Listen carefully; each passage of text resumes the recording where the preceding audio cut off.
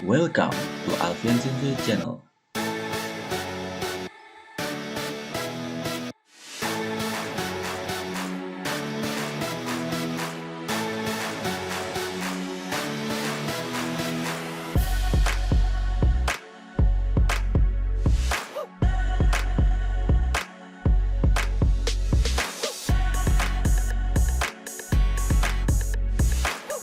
AIPNI Pusat, Bapak Dr. Muhammad Hadi, Magister Keperawatan.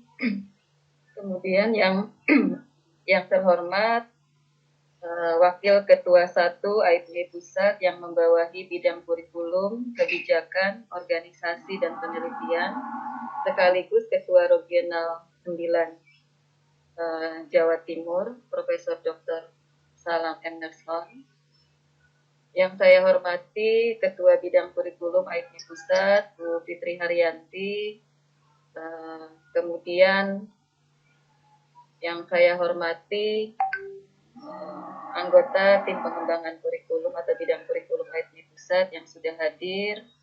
Yang saya hormati Bapak Ibu Pimpinan, Ketua Program Studi, para dosen yang alhamdulillah di pagi hari ini bisa bergabung dalam kegiatan sosialisasi kurikulum NERS 2021 yang insya Allah hari ini adalah hari terakhir di sesi pertama.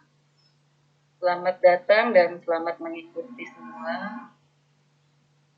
Pertama-tama sebelum kita memulai acara ini, marilah kita bersama-sama berdoa menurut agama dan kepercayaan masing-masing.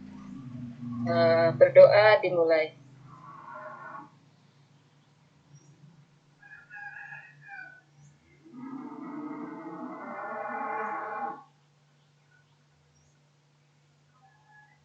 Berdoa selesai. Sebelum ke acara inti, marilah kita ikuti yang pertama sambutan dari Ketua AIPNI Pusat, Bapak Dr. Muhammad Hadi, Magister Keperawatan, kepada yang terhormat Pak Hadi, kami persilahkan. Sekaligus membuka. Ya, sekaligus membuka, Pak. Terima kasih Bu Tintin. Assalamualaikum warahmatullahi wabarakatuh. Yang saya hormati Prof. Salam selaku Wakil Ketua 1 sekaligus juga beliau sebagai Ketua Regional Jawa Timur. Saya hormati Ibu Fitri Haryanti beserta tim kurikulum dan para narasumber serta para anggota Regional 9 yang mengikuti kegiatan sosialisasi kurikulum pada hari ini. Pertama tentu kita memanjatkan puji syukur kehadirat Allah Subhanahu wa Ta'ala. Sampai dengan hari ini kita semua dalam keadaan sehat walafiat dan mudah-mudahan kesehatan itu akan terus sampai dengan akhir hayat kita. Bapak Ibu yang saya hormati, bahwa memang sudah kewajiban kita sebagai asosiasi untuk memberikan semacam pembaharuan di dalam inti pembelajaran kita, yaitu kurikulum. Karena kita melihat bahwa kurikulum ini memang harus dinamis dan selalu mengikuti perkembangan. Dan juga yang paling penting adalah bagaimana kurikulum ini bisa menyiapkan lulusan-lulusan yang memiliki kompetensi sesuai dengan kebutuhan ketika mereka nanti akan lulus atau sesudah lulus dan di dunia pekerjaan. Kita tahu bahwa apa yang kita persiapkan hari ini baru akan dinikmati sekitar 4 ataupun 5 tahun yang akan datang. Tentu 4-5 tahun yang akan datang adalah suatu kondisi yang sangat mungkin unpredictable, ya, tidak bisa kita prediksi, tapi samar-samar kita bisa meraba bahwa perkembangan apa yang kira-kira akan terjadi di kemudian hari. Namun demikian bahwa upaya yang kita lakukan ini adalah semata-mata untuk terus meningkatkan kualitas, walaupun nanti dalam prosesnya kita akan juga selalu menyesuaikan dan merevisi dengan perkembangan. Oleh karena itu, tim telah berusaha keras semenjak hampir 1 atau 2 tahun kemarin sudah mulai merintis dengan mempelajari berbagai policy nasional maupun internasional, dan hasilnya nanti akan dipaparkan oleh tim kurikulum. Mudah-mudahan Bapak Ibu yang mengikuti kegiatan sosialisasi ini mendapatkan pencerahan dan mudah-mudahan juga bisa segera diimplementasikan pada tahun ajaran 2021-2022. Saya kira demikian kata pembuka dari saya dengan membaca Bismillahirrahmanirrahim, kegiatan sosialisasi kurikulum sarjana dan magister di Regional 9 ini dimulai. Assalamualaikum warahmatullahi wabarakatuh. Waalaikumsalam warahmatullahi wabarakatuh. Terima kasih kepada Bapak Dr. Muhammad Hadi. Untuk selanjutnya adalah sambutan dan arahan dari Ketua IT Regional 9 Jatim sekaligus Wakil Ketua 1 IT Pusat yang tidak henti-hentinya mendampingi kami tim kurikulum sehingga terselesaikannya kurikulum IT 2021 ini. Kepada Bapak Profesor Dr. Nursalam M. Nerson, kami persilakan. Terima kasih. Assalamualaikum warahmatullahi wabarakatuh. Waalaikumsalam. Yang saya hormati Warahmatullahi wabarakatuh. Bapak Ketua Umum AIPNI Pusat, Bapak Dr. Muhammad Hadi MKep. Yang saya hormati tim kurikulum yang hadir pada hari ini. Saya melihat ada Ibu Dr. Fitrinya 2 nih, Fitri Haryanti, yang saat ini katanya beliaunya sedang ngantri mau vaksin. Kemudian ada Bu Fitri Arofiati, mohon maaf salah spellingnya Bu ya. Kemudian Bu Wahyu, matur suwun Bu Wahyu, Bu Nyimas, nanti mohon maaf kalau belum saya sebut yang lainnya. Yang berikutnya adalah para pimpinan institusi yang hadir pada hari ini di Regional 9, sampai sudah ada sekitar 100 lebih ya. Karena di Regional 9 itu ada sekitar yang sudah menjadi anggota ini, kalau saya tidak salah ada 54 nih Pak Di, 54 atau 55 seperti itu. Ya, nah, totalnya 56. Jadi ini terbanyak di regional maksudnya. Bapak Ibu, sebagaimana arahan dari Pak Ketua tadi, bahwa kurikulum ini telah disusun melalui suatu proses yang panjang dari sekitar 2 tahun ya. Kita dasar daripada pengembangan kurikulum juga sudah kami laksanakan, nanti akan dijabarkan oleh Bu Wahyu dan teman-teman. Kemudian kami pesan terutama atas nama Regional 9, saya menyampaikan dan teman-teman menyampaikan terima kasih penghargaan atas sosialisasi pada hari ini. Mudah-mudahan teman-teman semuanya bisa memahami. Yang selanjutnya nanti memohon untuk disosialisasikan di masing-masing institusi ya. Karena nanti tugas Bapak Ibu setelah hari ini adalah bagaimana mengembangkan kurikulum inti ini. Sebagaimana sudah disampaikan, saya mengantarkan bahwa kurikulum inti ini di program sarjana ada perubahan dari segi tahun yang dulunya adalah sebanyak 8 semester, ini nanti akan diterapkan menjadi 7 semester. Menempuh intinya 118, sehingga tersisa sekitar 26 SKS atau 20% ya, 19-20% untuk bisa penambahan di kurikulum institusi masing-masing. Sedangkan program profesi itu nanti yang inti ada sekitar 29. Dan nanti minimal harus 36 SKS, itu beberapa yang nanti disepakati. Itu mungkin yang perlu saya antarkan pada teman-teman semuanya, dan sekali lagi terima kasih pada teman-teman di Regional 9 pada suasana hari Minggu, hari puasa ini. Mudah-mudahan yang hadir semuanya ya dilepat gandakan pahalanya oleh Allah SWT. Amin, amin ya rabbal alamin. Matur suwun, terima kasih. Wassalamualaikum warahmatullahi wabarakatuh. Assalamualaikum warahmatullahi wabarakatuh. Bapak Ibu yang saya hormati, Selanjutnya Mungkin adalah Bu kita Fitri, memasuki acara ini. mungkin Bu Fitri Arianti kalau bisa mungkin sepatah. Oke. Sebelum memasuki acara inti, barangkali Bu Fitri mendengar suara saya. Fitri Haryanti. Bu Fitri Haryanti. Kayaknya lagi ngantri. Mungkin masih Ya, ada. biasa saja. Ya, karena Saya mendengar tapi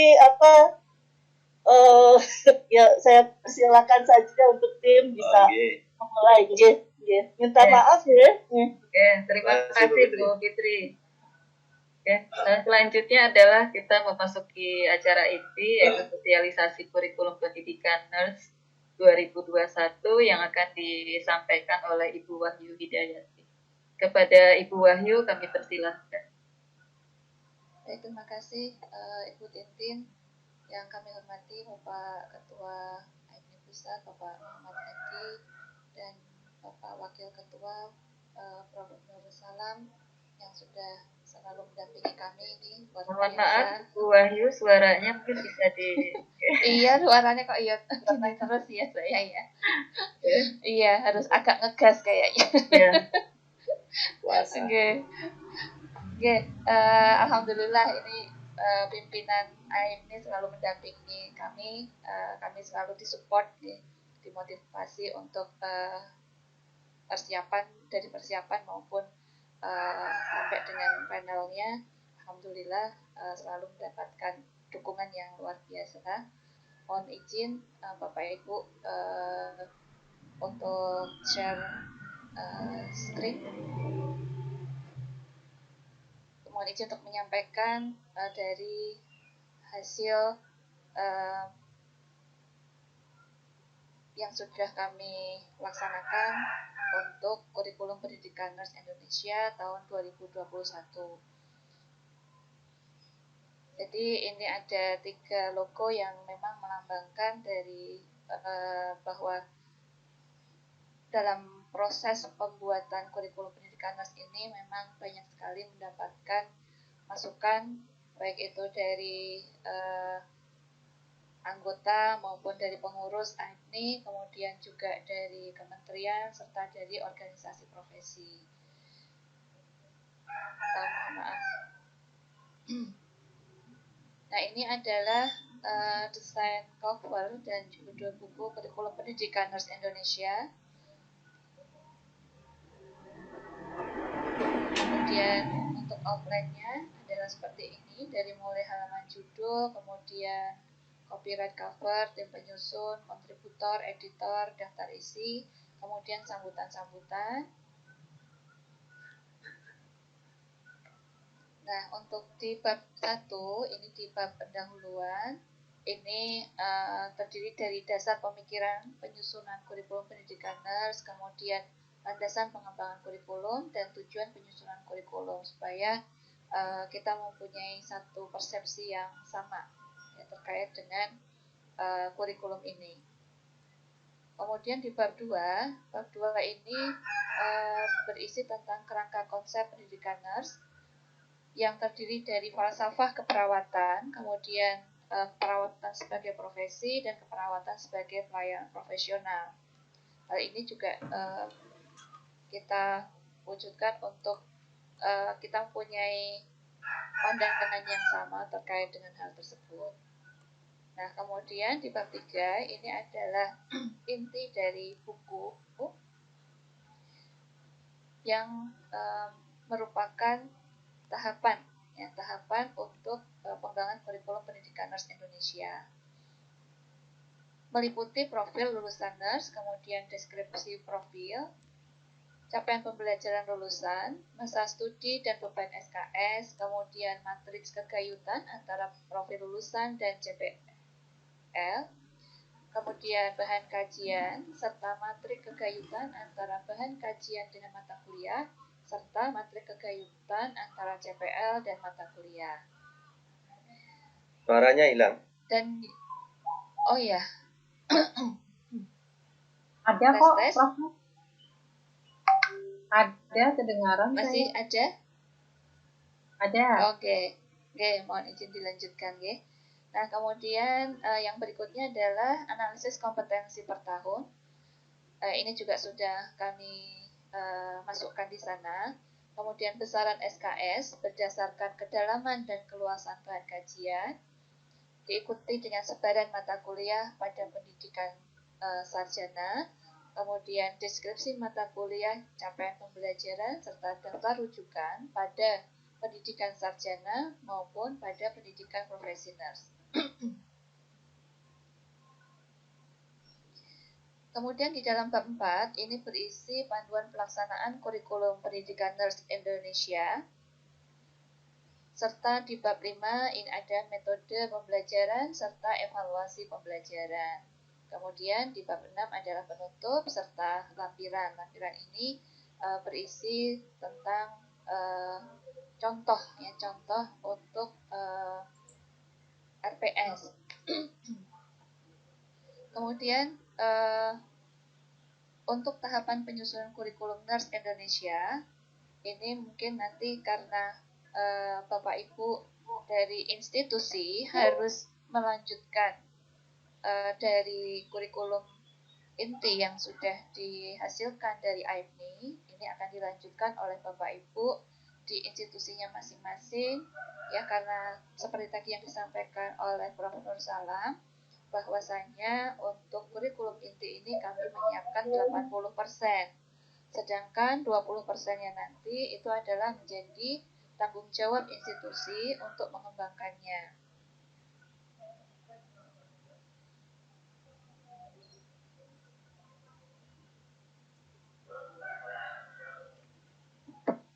Bu Wahyu, suaranya hilang.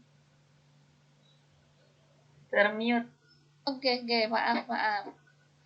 Ya, jadi untuk Bapak Ibu nanti di institusi itu akan tetap mengembangkan kurikulum inti ini, ya, dengan tetap memperhatikan proses pembuatan ataupun pengembangan dari kurikulum inti, kemudian ditambahkan yang 20%-nya dari institusi. Nah, dimulai dari apa? Dari evaluasi kurikulum tentunya. Kurikulum yang lampau ini tentunya harus dievaluasi terlebih dahulu, kemudian ketercapaian CPL ini adalah menjadi landasan dalam pengembangan kurikulum. Kemudian ditambahkan dengan analisis kebutuhan, melihat sinyal di pasar, kemudian visi keilmuan ini juga harus menjadi latar belakang di dalam pengembangan kurikulum dan harus diperhatikan hal-hal tersebut. Selain itu, yang berkaitan dengan university value atau nilai-nilai yang memang sudah dicanangkan oleh universitas maupun dari program studi, ini pun juga harus menjadi perhatian. Sehingga nanti untuk pengembangan kurikulum ini yang 20% tadi ini bisa ditambahkan mata kuliah, bahan kajian yang memang itu menjadi kekhasan ataupun penciri dari baik itu universitas maupun dari program studi. Nah, yang selanjutnya tentunya alur yang harus kita lalui adalah bagaimana kita meminta untuk masukan dari asosiasi maupun stakeholder, tentunya ini tetap harus dilaksanakan. Nah, untuk pengembangan kurikulum ini tentunya Bapak Ibu tidak bekerja sendiri ataupun mungkin hanya diserahkan kepada kaprodinya, tetapi harus melibatkan semua dosen. Karena dosen itu adalah pelaku utama, ya, ataupun mungkin sebagian besar, ya, dari pelaksanaan kurikulum, ya, tentunya untuk melihat ataupun mengevaluasi serta bagaimana nanti ke depan untuk kurikulum ini tentunya kita bisa melibatkan semua dosen yang ada di institusi kita. Nah, kemudian di sini ada untuk yang level KKNI, ya, kemudian SNDT, kemudian perundangan lainnya, ini juga harus menjadi perhatian kita semuanya, termasuk kebijakan MBKM. Meskipun untuk prodi kesehatan ini merupakan opsional, tapi tentunya harus melihat dari kebijakan universitas ataupun institusi yang terkadang memang mensyaratkan prosentase ya, bahwa sekian persen prodi di universitasnya itu mengikuti MBKM. Maka ini pun juga kita berikan tambahan ya informasi di dalam buku juga, ini sudah kita inputkan di sana jika Bapak Ibu ingin mengembangkan MBKM. Nah, kemudian untuk literasi data, literasi teknologi, dan literasi manusia, nah serta keterampilan di abad 21, ini tentunya kita memberikan keluasan kepada institusi untuk pengembangannya nanti.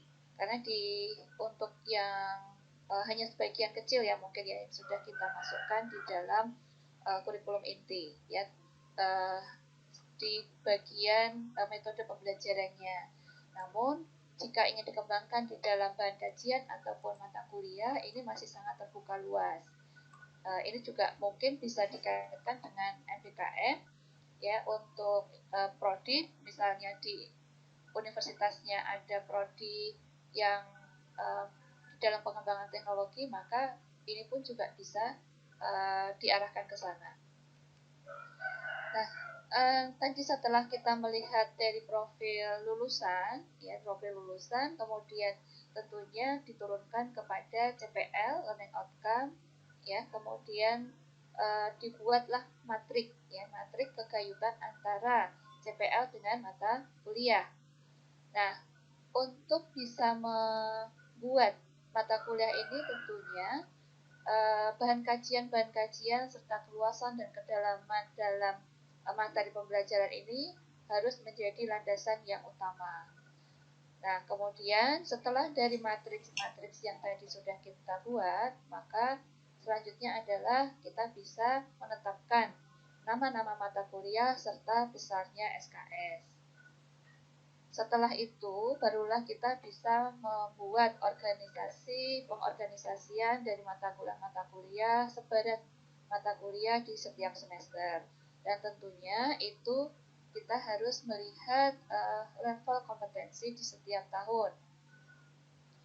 Nah, untuk melengkapi dari kurikulum yang sudah dibuat tadi, maka dibutuhkan perangkat pembelajaran seperti RPS, kemudian rencana tugas, bahan ajar, rencana evaluasi, serta instrumen penilaian, baik itu rubrik maupun portofolio. Nah, ini kira-kira untuk dokumen kurikulum yang Bapak Ibu mungkin nanti bisa siapkan, ya, terkait dengan, jadi dokumen kurikulum itu tidak hanya berisi tulisan mata kuliah saja atau nama-nama mata kuliah ataupun sebaran mata kuliahnya saja, tetapi paling tidak berisi 7 hal ini, dari mulai identitas prodi, kemudian kondisi pelaksanaan kurikulum saat ini yang kita lakukan evaluasi dan latar belakang kenapa perlu dilakukan pengembangan kurikulum, serta hal-hal penting yang menjadi landasan itu harus kita masukkan. Nah, kemudian yang berikutnya adalah rumusan standar kompetensi lulusan yang dinyatakan dalam CPL. Nah, di dalam CPL ini melingkupi sikap, keterampilan umum, keterampilan khusus, dan pengetahuan. Nah, ini kita merujuk kepada SNDT serta deskriptor KKNI sesuai dengan jenjangnya tentunya. Kalau sarjana itu level 6, kemudian kalau yang profesi itu level 7. Nah, kemudian yang berikutnya adalah penentuan bahan kajian. Jadi di dalam bahan kajian ini nantinya tentunya akan melihat ataupun menggambarkan body of knowledge dari prodi tersebut.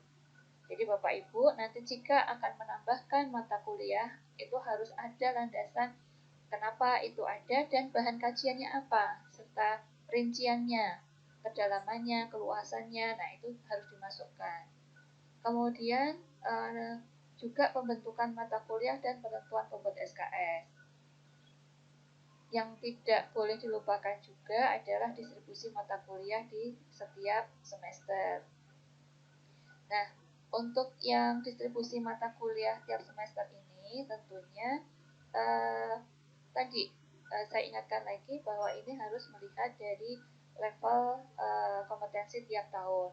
Ya, capaian tiap tahun itu seperti apa sih pembagiannya? Nah, itu tentunya menjadi bahan dasar untuk kita membuat distribusi mata kuliah di setiap semester.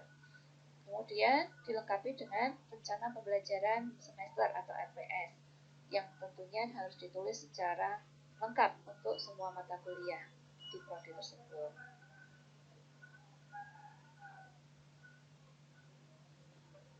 Nah, ini adalah landasan hukum yang digunakan ataupun diacu dalam penyusunan kurikulum. Jadi, dari mulai Undang-Undang tahun nomor 14 tahun 2005 sampai dengan yang terbaru ya,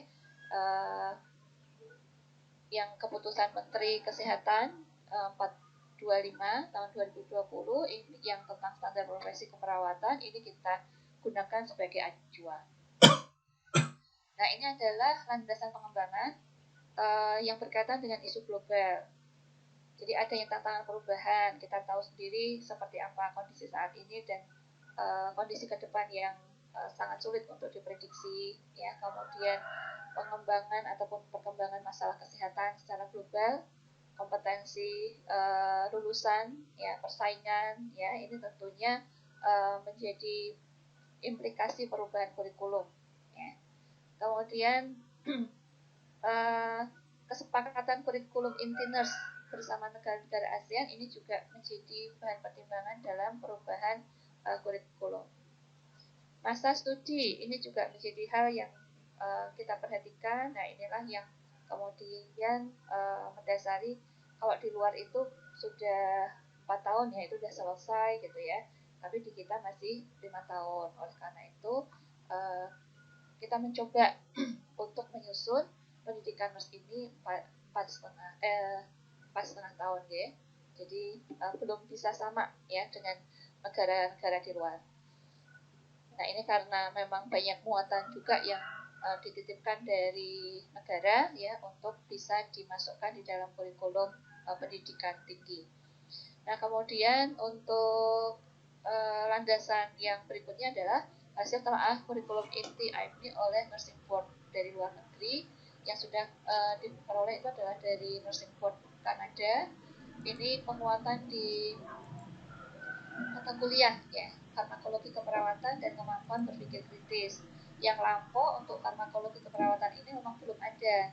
Nah, ini menjadi sorotan bahwa dan diberikan masukan bahwa muatan farmakologi ini terlalu kecil karena include di dalam mata kuliah, sehingga kemudian di kurikulum yang baru ini kita coba untuk kita keluarkan dari mata kuliah IDK ya. Nah, kemudian juga kompetensi yang dibutuhkan untuk perawat bekerja di luar negeri. Nah, ini adalah landasan pengembangan berdasarkan SNPT nomor 3 tahun 2020.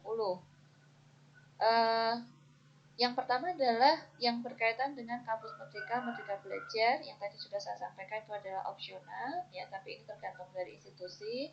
Kemudian adanya penetapan 8 bentuk pembelajaran, kemudian pembelajaran hybrid ataupun blended learning, capaian pembelajaran pendidikan S1 dan profesi, kemudian adanya karya ilmiah di pendidikan profesi ya, ini juga menjadi perhatian buat kita dan kita sudah masukkan ya di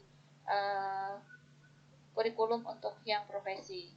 Kemudian pendidikan profesi minimal 24 SKS sesuai dengan SNPT, tetapi rekomendasi dari AIP-nya adalah kita menetapkan 36 SKS. Kemudian integrasi penelitian dan pengabdian masyarakat dalam pembelajaran ini sudah disebutkan di dalam SNPT dan juga di akreditasi LAMPTK 9 kriteria juga ini juga ada di sana. Kemudian lama studi minimal dari AIP untuk pendidikan sarjana adalah 7 semester dengan 144 SKS dan profesi 2 semester dengan 36 SKS.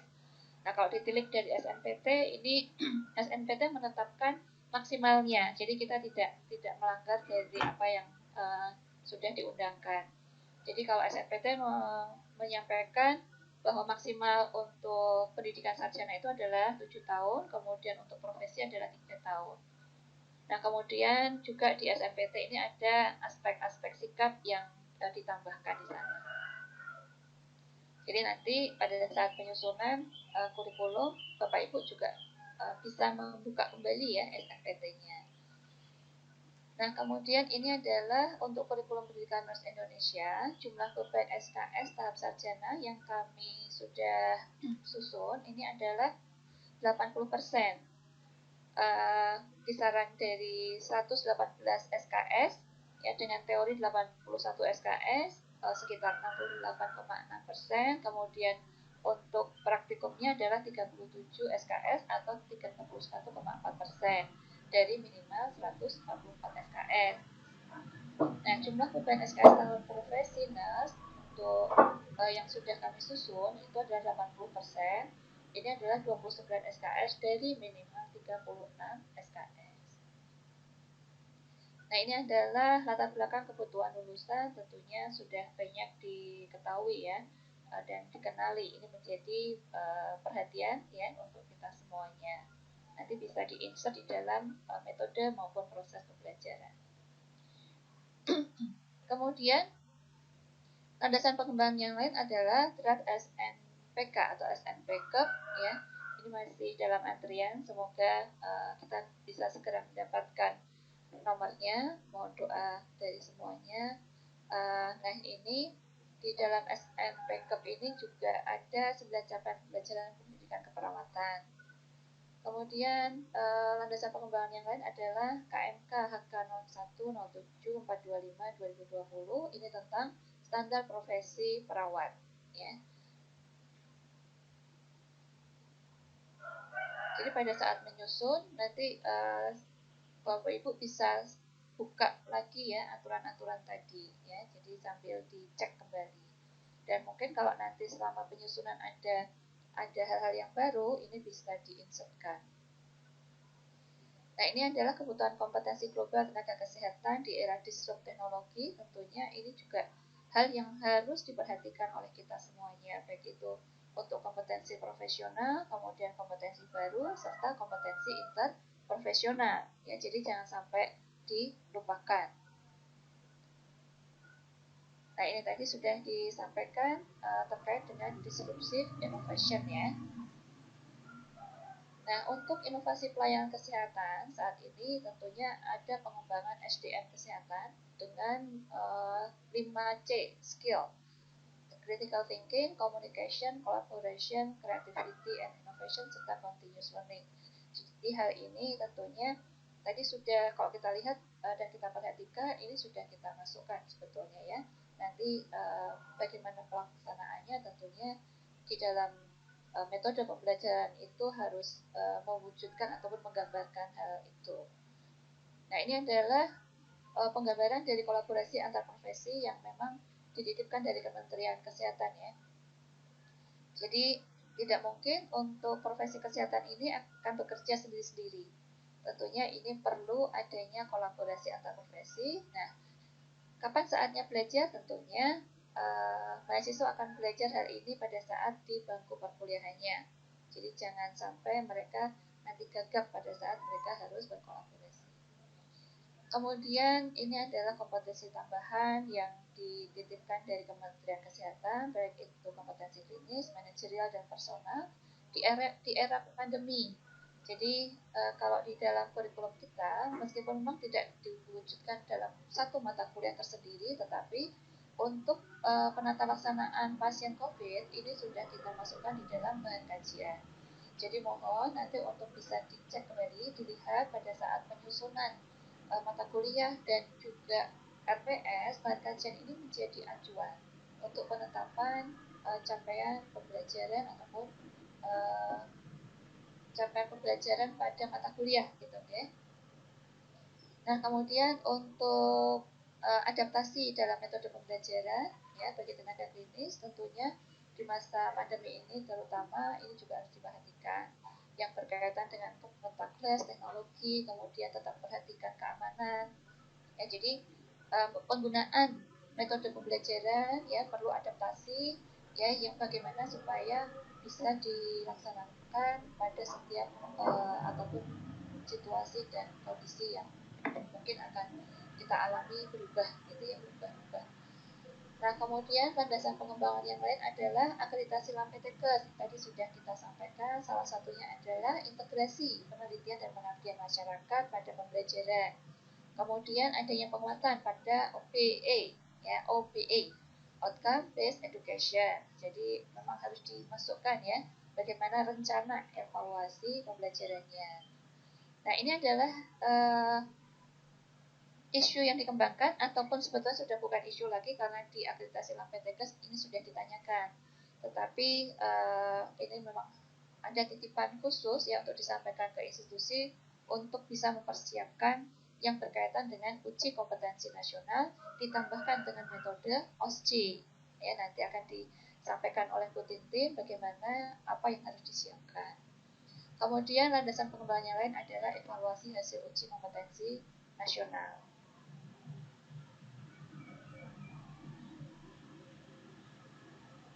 Nah, kemudian landasan pengembangan yang lain adalah hasil survei implementasi kurikulum 2015. Masukan-masukan yang diperoleh adalah terkait dengan pelaksanaan pembelajaran IPE dan ICP, kemudian kondisi yang tidak diharapkan seperti pandemi COVID-19 saat ini yang kita sedang hadapi. Ya, jadi ada capaian-capaian pembelajaran yang tidak dapat diperoleh ya selama proses pendidikan baik itu akademik maupun profesi. Kemudian penamaan mata kuliah 1, 2, 3. Nah, di dalam kurikulum ini kita sudah tidak ada lagi penamaan mata kuliah dengan numbering.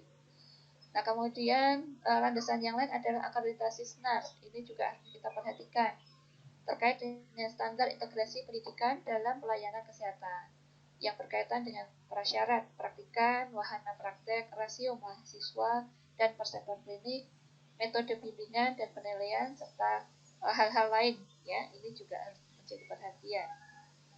Serta standar yang berkaitan dengan keselamatan pasien. Nah, ini adalah dokumen inti untuk kurikulum nurse. Kita bisa lihat dimulai dari profil lulusan nurse, kita masih dengan 5 profilnya, care provider, komunikator, health educator dan promoter, serta manager and leader, serta researcher. Nah, diikuti dengan deskripsi profil, Bapak Ibu bisa melihat dan membaca, ya nanti di dalam buku pun juga ada. Jadi kita sampaikan deskripsinya juga di sini. Kalau dulu mungkin kita belum ini ya, supaya ini menyamakan ya, supaya semuanya sama. Kemudian capaian pembelajaran lulusan.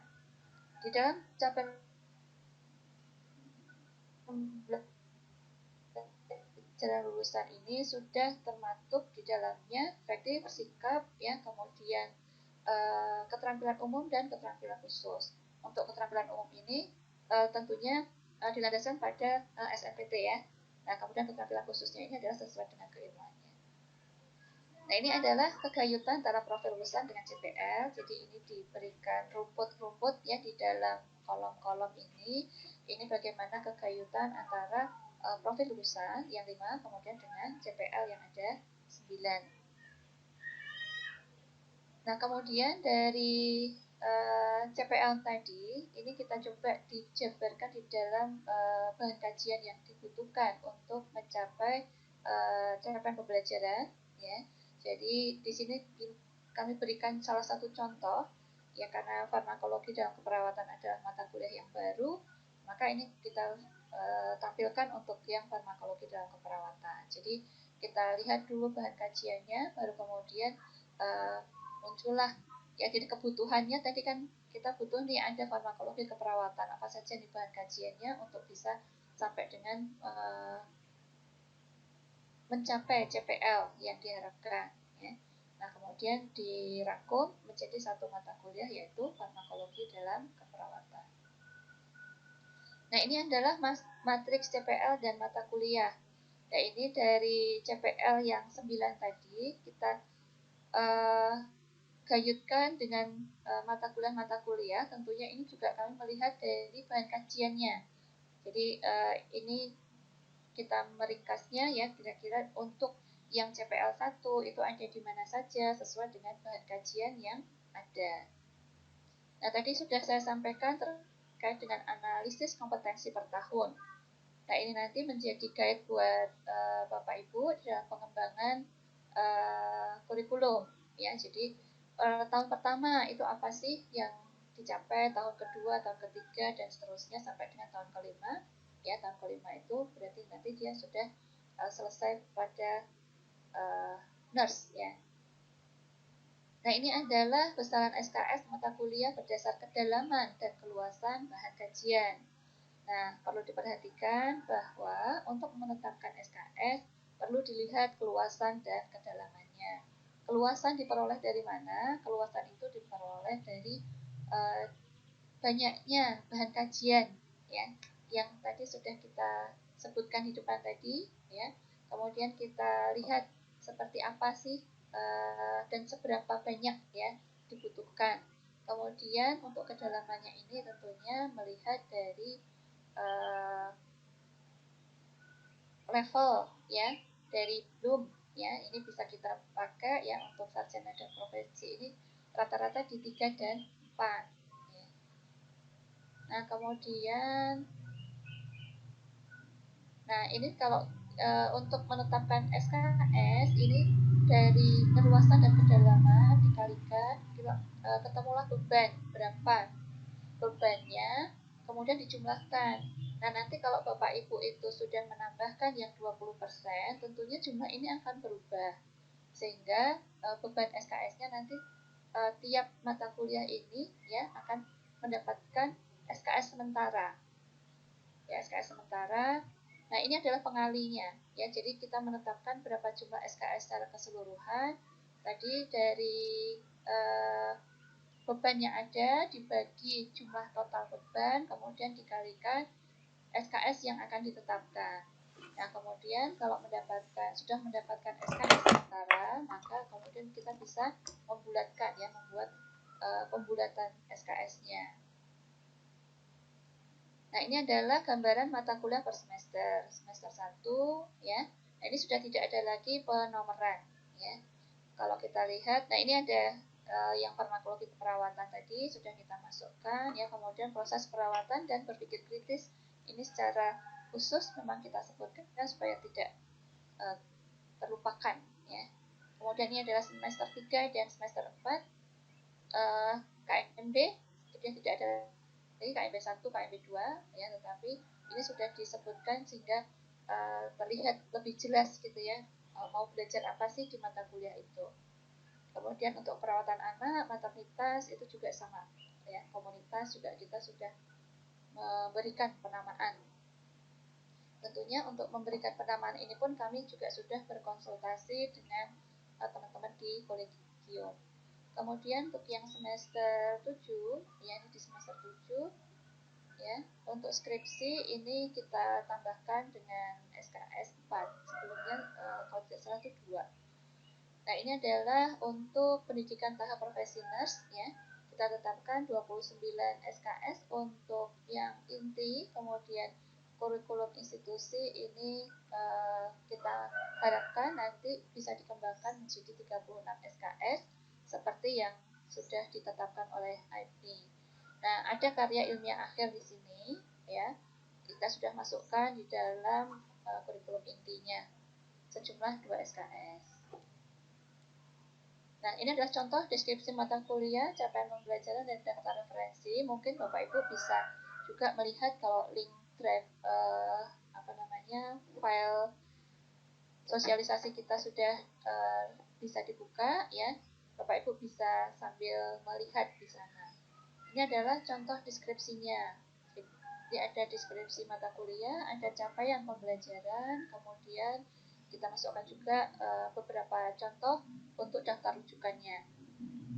Nah, ini nanti Bapak Ibu juga harus perhatikan dan bisa diupdate ya untuk rujukannya. Ini sudah kita coba untuk mencari yang terbaru dari farmakologi keperawatan. Nah, ini adalah matriks tingkat keterampilan ya, kemudian metode pembelajaran, metode penilaian untuk setiap tingkat kemampuan.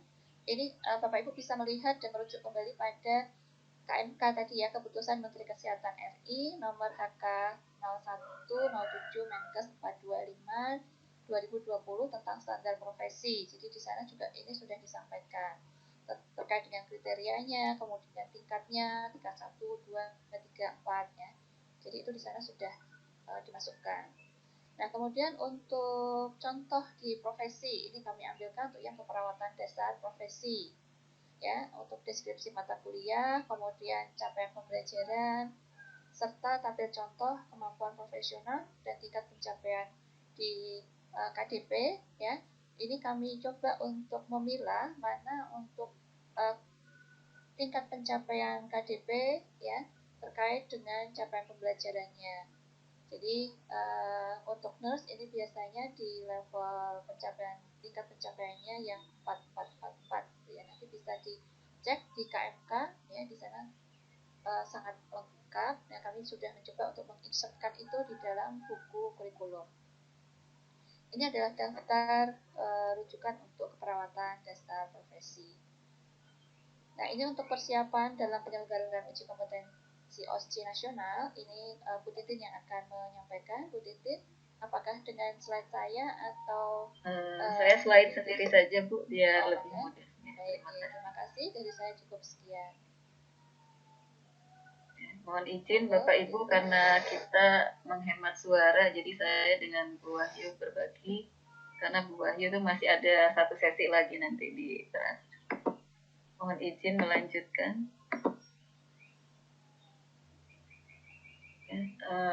Yang akan saya sampaikan adalah persiapan dalam penyelenggaraan uji kompetensi OSCE nasional.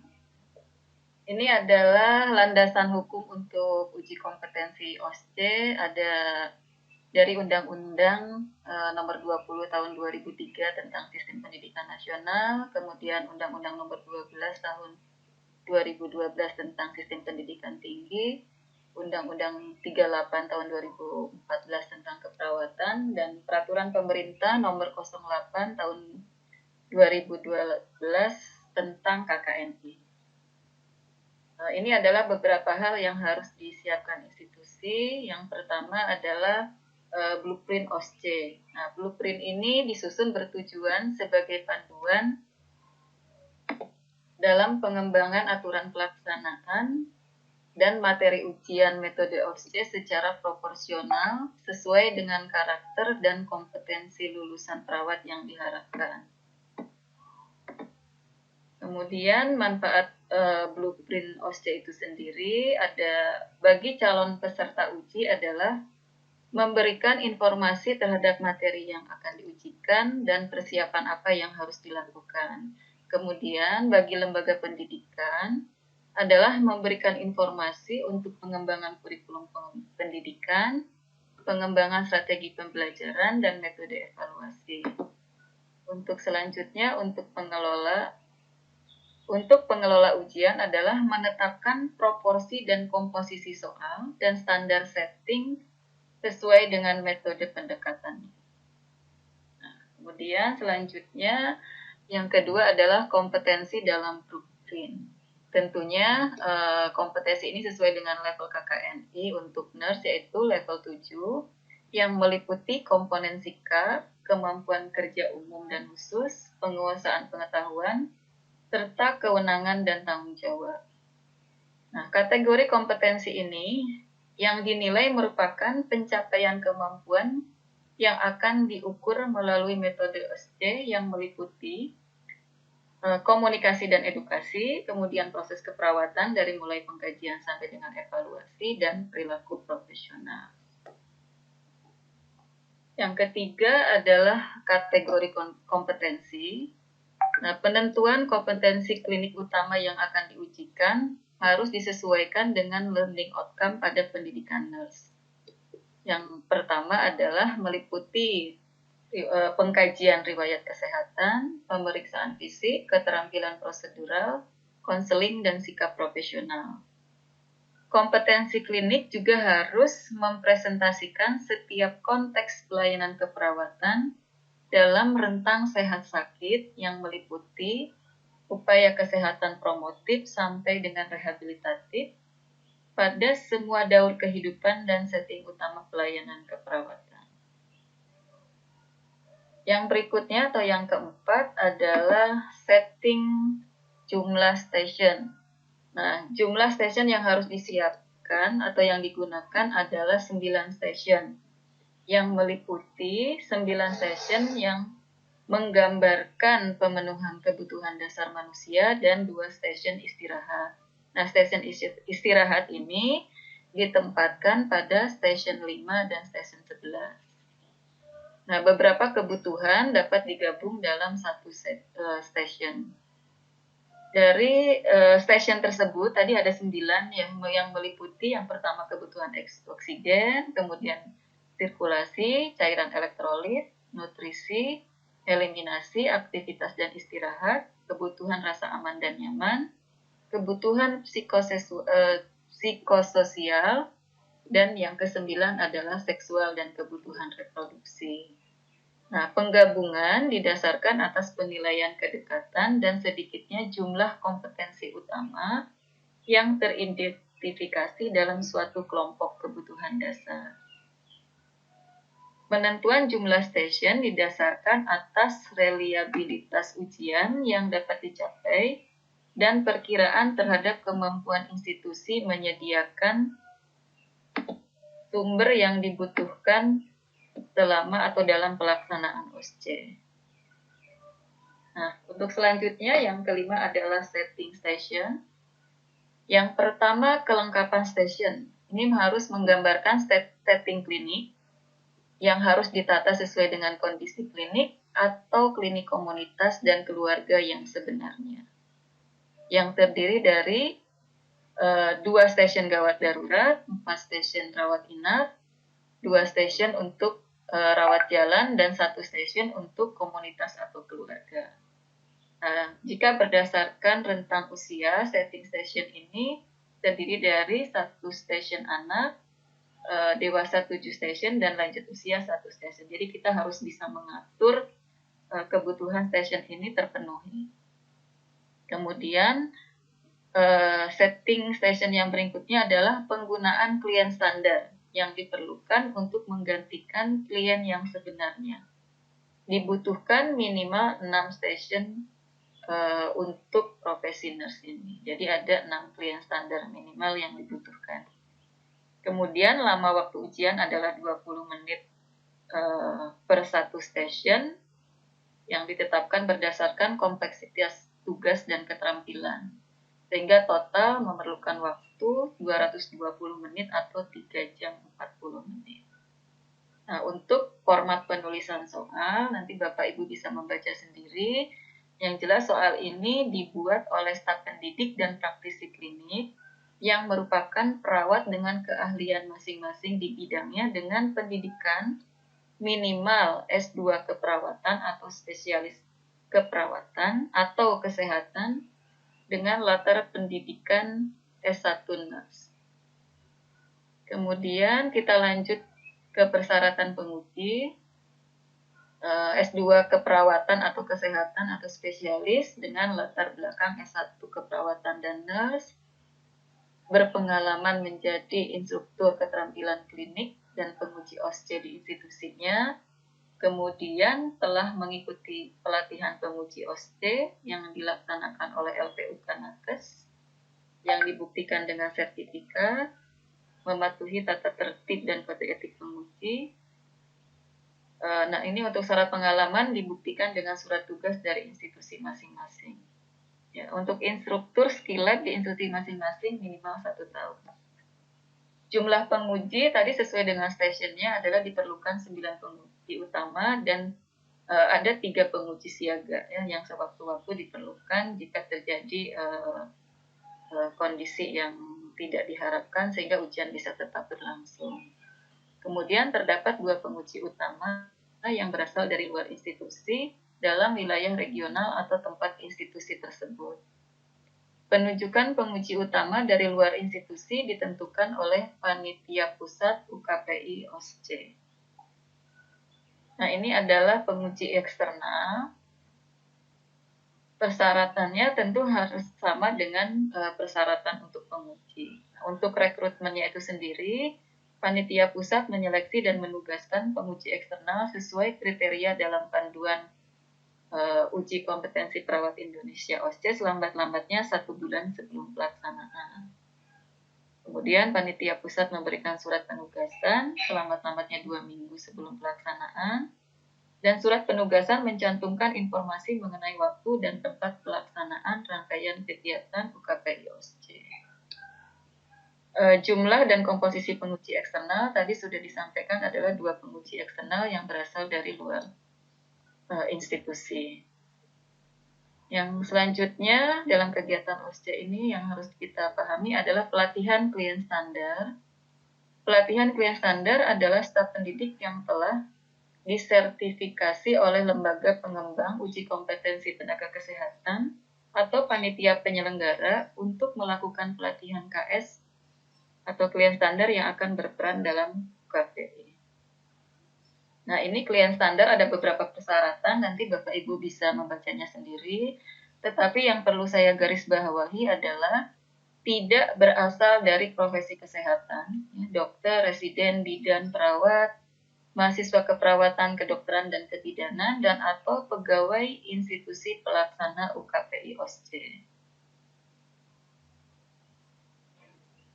Untuk tenaga pendukung bagi kegiatan OSCE, yaitu adalah yang pertama tenaga laboran pada stasiun prosedur tindakan klinik yang tentunya membutuhkan persiapan alat, kemudian juga kita membutuhkan sekretariat, pengatur waktu atau timer, penolong, dan petugas IT lokal. Ya, ini adalah sarana-prasarana yang diperlukan, ya, yang tentunya nih ukuran minimalnya adalah untuk setiap station itu 3x4 meter. Tadi ya ada 9 ruangan untuk ujian dan 2 station untuk istirahat. Nah, istirahat ini bisa menyesuaikan, bisa ditempatkan di lorong atau di ruang khusus atau di ruang kelas. Ya, untuk yang lain-lain tentunya adalah kondisi ruangan yang nyaman serta layout yang sesuai. Nah, jangan lupa kita juga harus menyertakan ada panic button di setiap station. Ini adalah kriteria ruang untuk pengawas pusat. Ruangan minimalnya juga ukurannya sama 3x4 meter. Untuk kriteria ruang persiapan penguji, ya, ukuran minimalnya 5x6. Untuk kriteria ruang karantina peserta uji minimal adalah 4x5 meter dan lain-lain. Ya, ini beberapa hal yang nanti bisa dibaca dan dipelajari sendiri untuk bisa diterapkan di institusinya masing-masing. Nah, ini untuk kriteria ketersediaan alat dan bahan habis pakai, ya tentunya harus disesuaikan dengan jumlah peserta ujian dan tersedia 10% dari tersedia cadangan 10% dari jumlah peserta.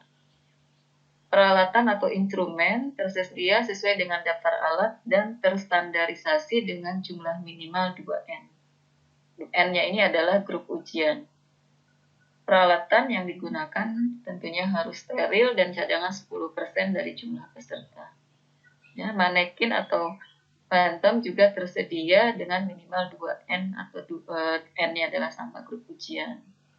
Nah, ini adalah juga beberapa peralatan yang harus tersedia pada stasiun. Tentunya ada kelengkapan tempat tidur, meja, kursi, komputer, alat keperawatan, tempat sampah, wastafel, dan format dokumentasi serta ATK.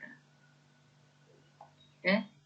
Untuk selanjutnya, untuk buku OSCE, itu ada blueprint OSCE keperawatan. Isi dari buku OSCE maksudnya adalah terdiri dari blueprint OSCE keperawatan, panduan penulisan dan penilaian soal OSCE keperawatan, kemudian panduan penyelenggaraan OSCE keperawatan, dan panduan pelatihan penguji dan pelatih klien standar OSCE keperawatan. Oke, demikian yang bisa saya sampaikan. Mohon maaf agak ngebut. Oke, alhamdulillah untuk presentasi sudah selesai. Untuk selanjutnya adalah sesi tanya jawab. karena sudah banyak pertanyaan di kolom chat, mungkin saya bacakan dulu yang masuk pertama ya. Yang pertama, pertanyaan pertama dari Pak Henry Sudianto, ada 3 pertanyaan. Yang pertama adalah perubahan SKS profesi 36 SKS, apakah berpengaruh terhadap penyesuaian? Misalnya, dokter lulus profesi, jika masuk ASN akan masuk golongan 3B. Itu yang pertama. Kemudian yang kedua, kegayutan penelitian dan pengmas terkait dengan mata kuliah belum disinggung pada paparan yang sudah disampaikan.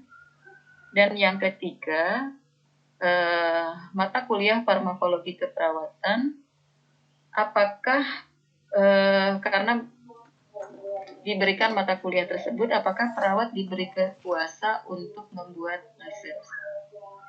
Itu Bapak Ibu mungkin dari tim kurikulum bisa membantu menjawab.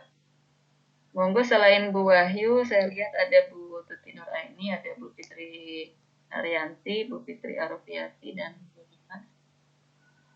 Monggo Ibu-Ibu dari tim.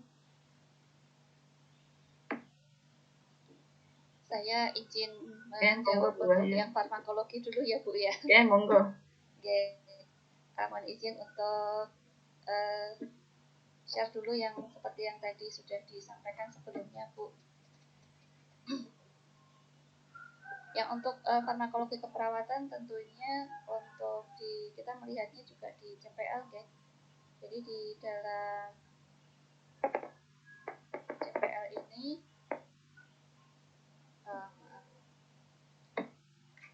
di dalam CPL untuk farmakologi itu kita tidak sampai dengan pembuatan resep. Jadi kita melihat di sini ya bahwa untuk farmakologi itu tentunya lebih kepada bagaimana kita sebagai perawat ya, peran kita sebagai perawat ya dalam pemberian obat ya, karena dari beberapa hasil penelitian dan survei itu ternyata persentase pekerjaan perawat yang berkaitan dengan pemberian obat ini adalah yang paling dominan.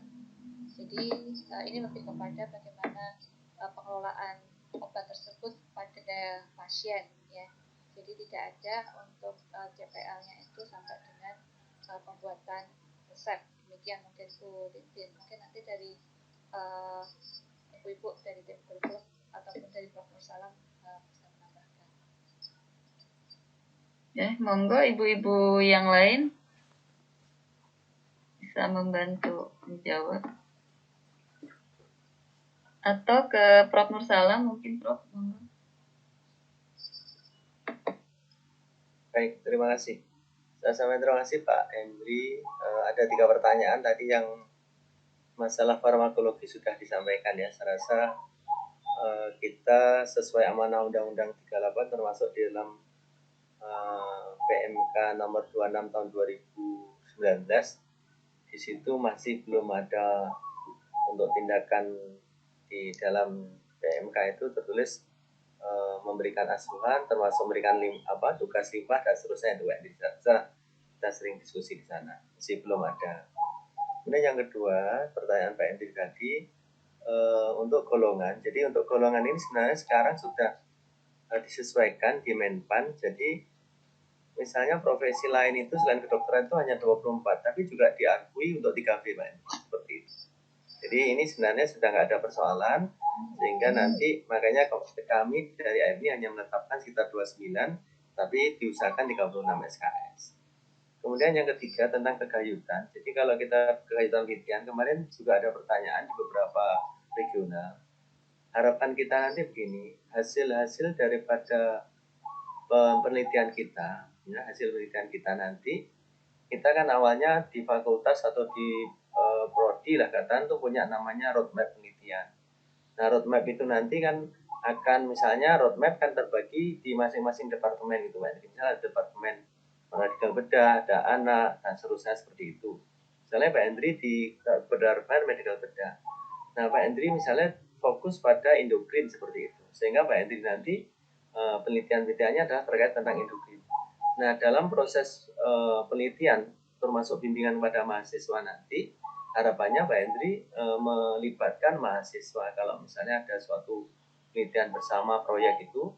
Nah, disitulah nanti yang akan kita gunakan. Nah, termasuk terkait tentang Pengmas, penelitian nanti semuanya teman-teman harus didasarkan hasil, Pengmas nanti harus didasarkan pada hasil suatu penelitian. Nah, ini yang perlu nanti sama-sama sehingga hasil daripada penelitian nanti ada kegayutan di dalam pengabdian masyarakat. Jangan sampai kita melakukan suatu pengabdian masyarakat yang tidak didasarkan dari penelitian. Tapi yaitu harus ada roadmap tadi sesuai roadmap fakultas atau prodi, dan ada masing-masing dosen punya penelitian sendiri lah, misalnya Pak Edi tadi saya contohkan misalnya di endokrin atau mungkin di kardiovaskuler, itu nanti bimbingan Pak Edi semuanya akan dilibatkan mungkin variabel A, si mahasiswa satu dan seterusnya. Itu mungkin yang perlu saya sampaikan, Bu Tintin. Ini pertanyaan yang dari Pak Edi. Terima kasih. Ya, terima kasih Prof. Nur. Kita lanjut ke pertanyaan berikutnya. Dari Bu Endang Mei dari Universitas Kediri. Izin bertanya, apakah kuliah pada SKS institusional apakah harus diletakkan di semester 8 ataukah bisa diletakkan di semester-semester lain? Ya, mungkin perlu saya klarifikasi dulu karena kita 7 semester ya, bukan 8. Jadi untuk kurikulum 2021 ini kita tidak sampai di semester 8 seperti paparan tadi. Monggo mungkin Bu Wahyu bisa menyampaikan jawaban atau ibu-ibu yang lain. Iya, mungkin maksudnya ini kali ya, apa namanya, atau mungkin dari penanya tadi bisa mengklarifikasi. Kalau gambarannya tadi mungkin apakah mata kuliah yang lain harus diletakkan gitu ya di semester yang terakhir yang tadi terlihat hanya sedikit gitu. Tapi sebetulnya masih bisa ya untuk di setiap semester karena masih ada ada ruang untuk ditambahkan beberapa SKS di setiap semesternya. Nah, itu tentunya tadi yang 20% tadi itu bisa di-create dari institusi ya. Kemudian nanti untuk meletakkannya tentunya juga harus melihat dari tadi level dari kompetensi tadi. Mungkin itu Bu Tintin kalau dari saya, atau mungkin ada klarifikasi dulu dari penanya. Apa betul seperti itu yang ditanyakan?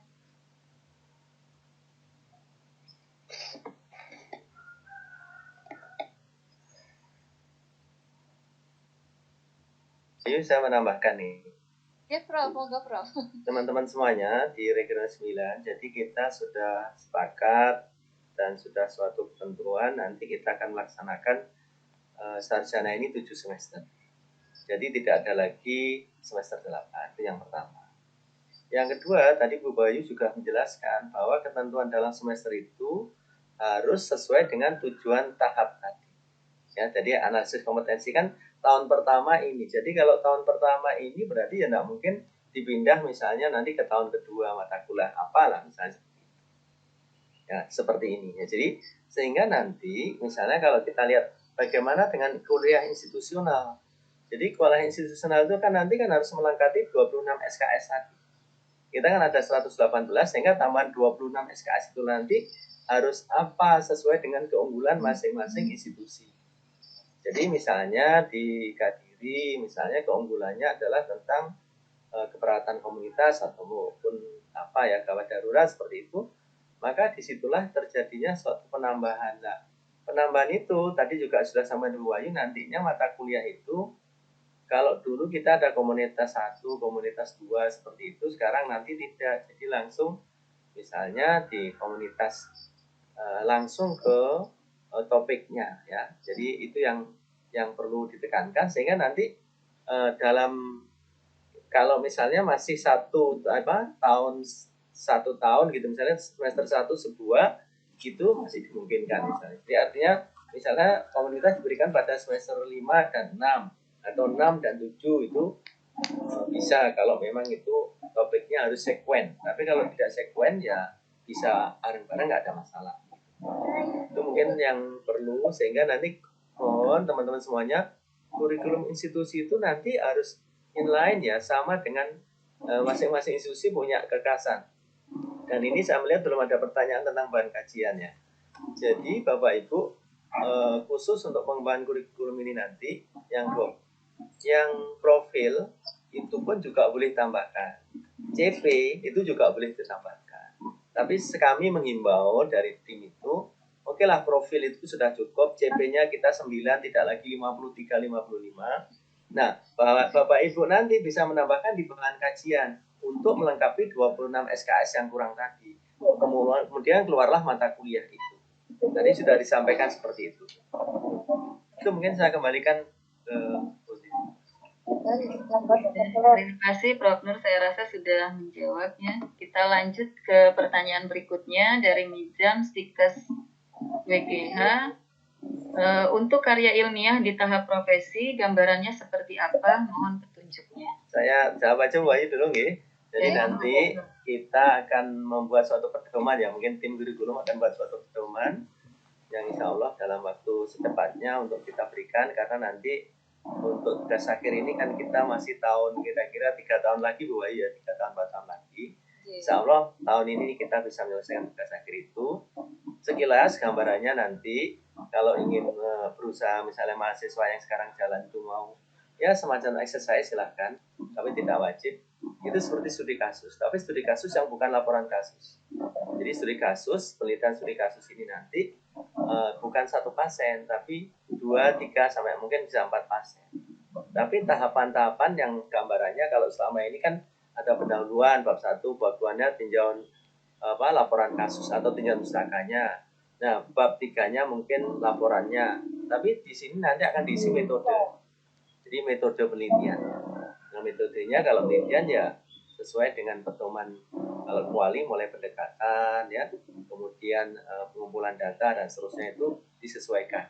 Nah, barulah nanti ada hasil dan pembahasan, cara menyajikannya mungkin akan berbeda. Insya Allah nanti kami dari tim akan segera mengirimkan sebelum nanti Bapak Ibu melaksanakan ini, yang insya Allah kita masih ketemu lagi nanti di pedoman ini. Mudah-mudahan tahun ini Ibu Bayu ya dan teman-teman semuanya. Oke. Sambut. Ya, terima kasih Prof. Nur. Ini menjadi PR kita setelah selesai sosialisasi ini, dan tentunya dikawal oleh Prof. Nur untuk bisa menyelesaikan panduan untuk karya ilmiah di tahap profesi. Mohon doanya dilancarkan. Ya, untuk selanjutnya adalah dari Bu Wiwi Agustina dari Stikes Maharani Malang. Terkait pengemasan bahan kajian di dalam nama MK, apakah wajib mengikuti nomenklatur baru sesuai kurikulum AIPMI 2021 ini? Misal, mata kuliah farmakologi keperawatan, di mana bahan kajian MK tersebut di kurikulum 2015 dikemas dalam MK IDK 2. Mohon pencerahannya. Mungkin mohon izin dulu menjawab ya, sebelum nanti mungkin bisa ditambahkan mungkin Prof. Salam atau ibu-ibu yang lain. Bu Titin juga boleh nambahin. Oke, jadi kalau untuk nomenklatur penamaan sebetulnya ini sudah melalui berbagai macam pemikiran ya. Jadi ya kami menganjurkan dan mohon untuk bisa menggunakan nomenklatur tersebut gitu ya untuk penamaannya, karena ini memang sudah melalui banyak pertimbangan, banyak pemikiran. Kemudian yang terkait dengan tadi untuk yang farmakologi keperawatan memang dulu kan masih menjadi bagian atau menjadi bahan kajian yang masuk di dalam mata kuliah IDK gitu ya. Nah, untuk tadi sudah saya sampaikan terkait dengan kenapa untuk farmakologi ini kita lepaskan ya bahan kajian itu menjadi mata kuliah yang tersendiri. Ini karena memang sudah banyak masukan termasuk baik itu dari luar maupun dari dalam sebetulnya. Jadi kemarin dari tim UKOM pun juga menyampaikan bagaimana terkait dengan farmakologi of nursing gitu.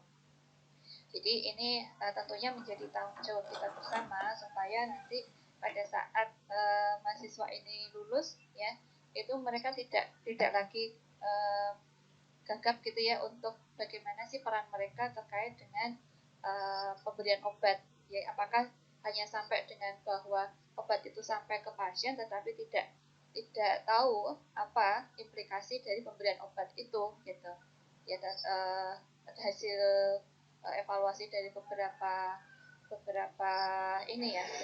stakeholder menyampaikan bahwa kemampuan hal itu yang masih perlu ditingkatkan, sehingga ada juga kan dimasukkan dari Nursing Board of Canada tadi ya, itu juga menyampaikan demikian bahwa untuk pharmacology of nursing ini sangat penting untuk disampaikan dengan mungkin bobot yang lebih banyak. Kalau menjadi bagian dari mata kuliah itu nanti dari sekian SKS dia akan terbagi dengan bahan kajian yang lain, Bu. Jadi dia akan menjadi apa ya, bebannya itu menjadi lebih sedikit, sehingga prosentasenya juga kecil, jadi outputnya SKS-nya juga akan kecil.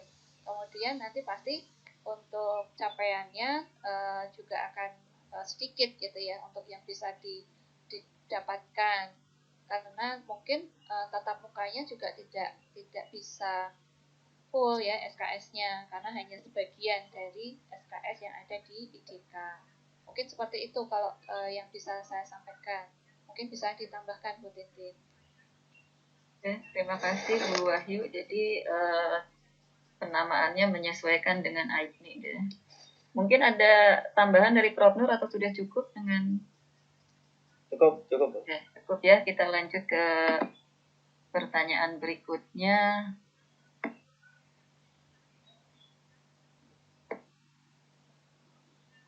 Dari Ibu Merlin Stikas NHM yang ada 2 pertanyaan. Pertanyaan yang pertama, untuk mata kuliah agama, bahasa Indonesia, dan Pancasila, dulu ketika ada Bindalwas menyampaikan SKS-nya adalah minimal 3, sedangkan di IPNI kan 2. Nah, kami harus mengikuti yang mana? Kemudian, apakah kita diperkenankan untuk menggeser mata kuliah yang sudah ditetapkan IPNI dari semester yang satu ke semester yang lain? Terima kasih. Monggo, ibu-ibu. Ibu masih belanja ya. Bu Fitri masih, Bu Fitriha masih OTW ke rumah, tapi ada Bu Fitri A. Iya. Tadi kalau yang terkait dengan pemindahan semester itu tadi sepertinya sudah terjawab ya dari Prof. Sudah menyampaikan. Tinggal yang SKS. Lagi. Nah, kemudian kalau untuk SKS tentunya masih ada space ya Bapak Ibu untuk menambahkan SKS sehingga ada keleluasaan di sana. Jadi kalau misalnya institusi menetapkan ada SKS sekian gitu ya, itu saya kira masih sangat bisa untuk ditambahkan ya. Tidak boleh mengurangi, bolehnya menambah. Makatan pesan dari Prof. Nur. Gitu nggih Bapak Ibu nggih. Jadi kalau dikurangi jangan, tapi kalau ditambahkan monggo, itu masih ada 20% yang Bapak Ibu bisa tambahkan di sana. Ada tambahan dari monggo Prof. Jadi begini teman-teman, kalau misalnya pertama misalnya itu ada kayak pertanyaan di bawah itu terkait unggulan atau tambahan mata kuliah itu. Jadi saya hubungkan dengan ini. Jadi teman-teman semuanya, kita menetapkan 2 SKS untuk mata kuliah Pancasila, agama, dan seterusnya seperti itu. Kalau misalnya Bapak Ibu misalnya mempunyai suatu keunggulan, misalnya tentang spiritualitas atau mungkin tentang agama, akhlakul karimah misalnya seperti itu, maka mungkin agama itu mungkin ada agama yang terkait apa dan seterusnya, karena kita tidak bisa agama 1, 2, 3 misalnya.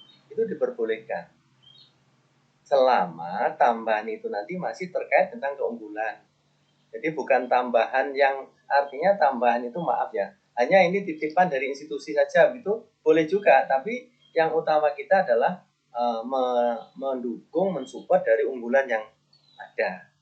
Jadi kalau unggulan umum tadi misalnya dengan agama tadi, berarti ada mata kuliah umum yang harus masuk di situ. Kami pesan sehingga nanti teman-teman kalau misalnya mau menambahkan, kita harapannya adalah yang dari unggulan, misalnya kesehatan medical bedah, kemudian paliatif care dan seterusnya itu mungkin ya. Tentang yang lainnya saya rasa sudah dijawab Bu Wahyu tadi ya, di penggeseran semester Jadi termasuk penamaan, kami itu meningkatkan namanya, termasuk tadi ya profil CP, itu sudah banyak, tidak perlu ditambah. Termasuk nama dari sekitar berapa puluh ya, saya lupa mata kuliahnya berapa. Tapi kalau SKS-nya 118. Itu namanya itu saja. Kalau nanti Bapak Ibu ingin mengembangkan itu berarti KMB yang tadi misalnya untuk kardiovaskular harusnya 2 menjadi 3, itu mengembangkan, ya, menambahkan SKS, memperluas. Kemudian kalau ada mata kuliah baru, lah itu juga namanya mengembangkan.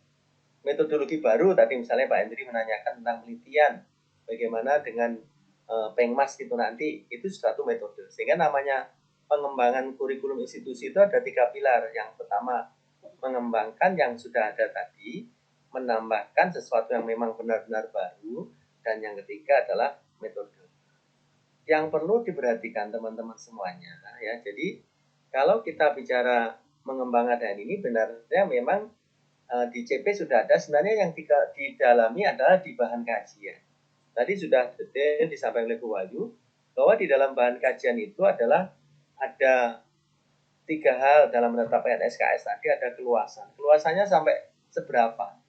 Gitu ya. Keluasannya misalnya kalau selama ini dari ini ada 3, di Bapak Ibu unggulannya itu adalah misalnya tentang tadi katakanlah paliatif, berarti Bapak Ibu bisa menambahkan menjadi 4 SKS atau 5 SKS, berarti keluasannya menjadi tambah. Jadi yang tadinya 5 katakanlah keluasannya sekarang menjadi 7 gitu. Otomatis itu nanti KD-nya, kedalamannya taksonomium itu 7 kali misalnya kali 4, 7 kali 4 berarti 28. Itu nanti otomatis SKS-nya akan bertambah.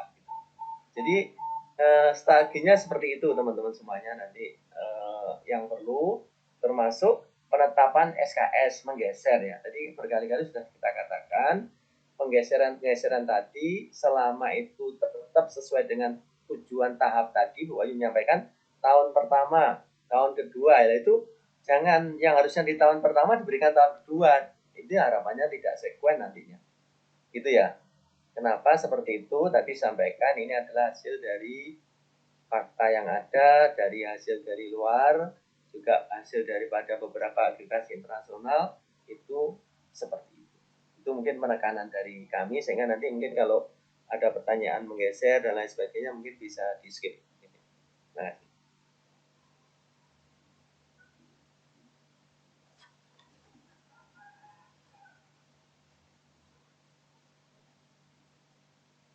masih di mute.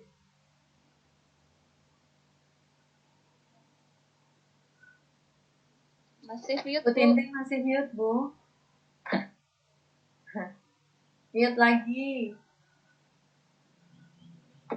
Ya, terima kasih Pak. Oke, jadi ada yang belum selesai, ini yang menyangkut yang tadi di AIP-nya itu agama, contohnya 2 SKS, sementara di Dalwas menganjurkan 3 SKS. Apakah di AIP-nya nggak dirubah menjadi 3 SKS? Mungkin sudah dijawab tadi, tetap saja SKS yani itu silakan menambah. Silakan ditambah. Tadi sudah kita jawab. Mungkin karena perlu disampaikan juga bahwa kurikulum ini sudah disahkan, jadi memang dari AIPNI seperti ini. Jika ada kewajiban lain yang harus dipenuhi, monggo ditambahkan. Yang penting tidak boleh dikurangi, itu saja prinsipnya. Ya. Tapi kurikulum yang AIPNI ini sudah jadi dan sudah disahkan, sehingga memang untuk struktur kita tidak ada perubahan lagi. Ya, mungkin hanya untuk evaluasi untuk berikutnya. Mungkin ini Bu Tintin, nanti pada saat Bapak Ibu di institusi mengembangkan, ada yang bocor ya, ya, mengembangkan kurikulum, nanti bisa dilihat dan diperhatikan aturan-aturan yang berlaku, ya, jadi dibuka lagi aturan-aturannya dan seperti apa ketentuannya, sehingga tadi kita sudah menyampaikan bahwa ini adalah kurikulum inti yang masih bisa dikembangkan seperti itu, dengan tetap memperhatikan hal-hal yang tadi sudah kita berikan rambu-rambunya. Demikian Bu Tintin. Terima kasih Bu Wahyu.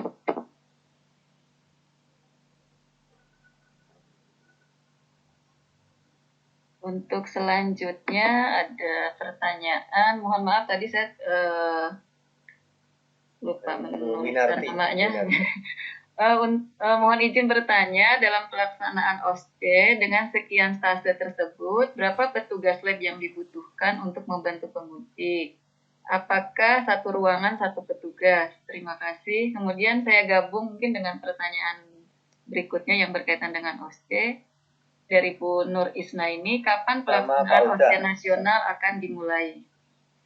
Sekaligus tanyaannya Pak Huda. Oke, sekaligus saya bacakan juga untuk pertanyaan Pak Huda. Terkait Oke. Nah, dari Pak Huda, dengan berkurangnya masa studi menjadi 7 semester, maka tahap profesi akan dimulai pada semester genap. Nomor 2. Ya, nomor 2, 3. Nomor 2 dan 3, Pak. Yes, ya. Sebentar. Biaya UKOM sudah naik, banyak retaker yang saat ini dihandle PPNI, akan ditambah lagi dengan OSCE dengan penguji dari institusi luar, maka beban institusi dan mahasiswa akan semakin meningkat. Adakah solusinya? Kemudian yang ketiga, berapa besar kisaran biaya ujian OSCE mahasiswa? Oke, monggo. Ada 4 pertanyaan yang berkaitan dengan. Ini kan OSCE. Ya, untuk OSCE ini masih dalam tahap pembahasan ya. Kalau yang sepengetahuan saya, nanti mungkin Prof. Nur Salam yang juga terlibat di PPNI Pusat mungkin lebih banyak informasinya. Jadi untuk OSCE sampai dengan saat ini masih dalam pengembangan dan nanti masih ada proses-proses yang harus dilalui ya. Jadi ini kita memang mendapatkan titipan secara khusus bahwa OSCE ini perlu disampaikan ke institusi ya supaya kita bisa mempersiapkan diri, mungkin bisa dengan seperti tadi ya, seperti berlatih lah ya. Jadi untuk mahasiswa profesi ini juga diberlakukan gitu untuk OSCE mungkin di institusinya masing-masing atau mungkin di regionalnya seperti itu. Jadi nanti pada saatnya nanti kita sudah tidak terkaget-kaget lagi. Kemudian terkait dengan beberapa hal ketentuan tadi, mungkin institusi juga bisa mempersiapkan diri gitu ya terkait dengan kebutuhan sarana prasarana kan. Nanti pada saatnya ini sudah dikeluarkan bahwa OSCE ini harus dilaksanakan. Nah, ini institusi sudah ada persiapannya. Jadi dari mulai sekarang ini sudah diminta gitu ya untuk OSCE ini menjadi perhatian. Jadi nanti insya Allah pasti akan ada tahapan-tahapan yang harus dilalui, ada sosialisasinya, kemudian juga ada pelatihan-pelatihannya demikian.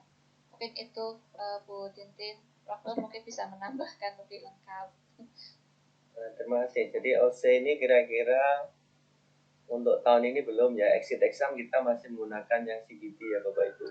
Insya Allah tahun ini dilaksanakan. Sedangkan OSCE itu memang kita berharap ke depan akan dilaksanakan, mudah-mudahan ya 2 tahunan ya, mungkin 2022. Nah, kita sampaikan di sini untuk sosialisasi, menyiapkan diri, untuk saling ya mungkin mencoba lah dulu bagaimana pelaksanaan, coba simulasi, itu bisa dilaksanakan. Nah, kapan dilaksanakan itu bisa mungkin pada fase akademik, itu juga bisa dilaksanakan.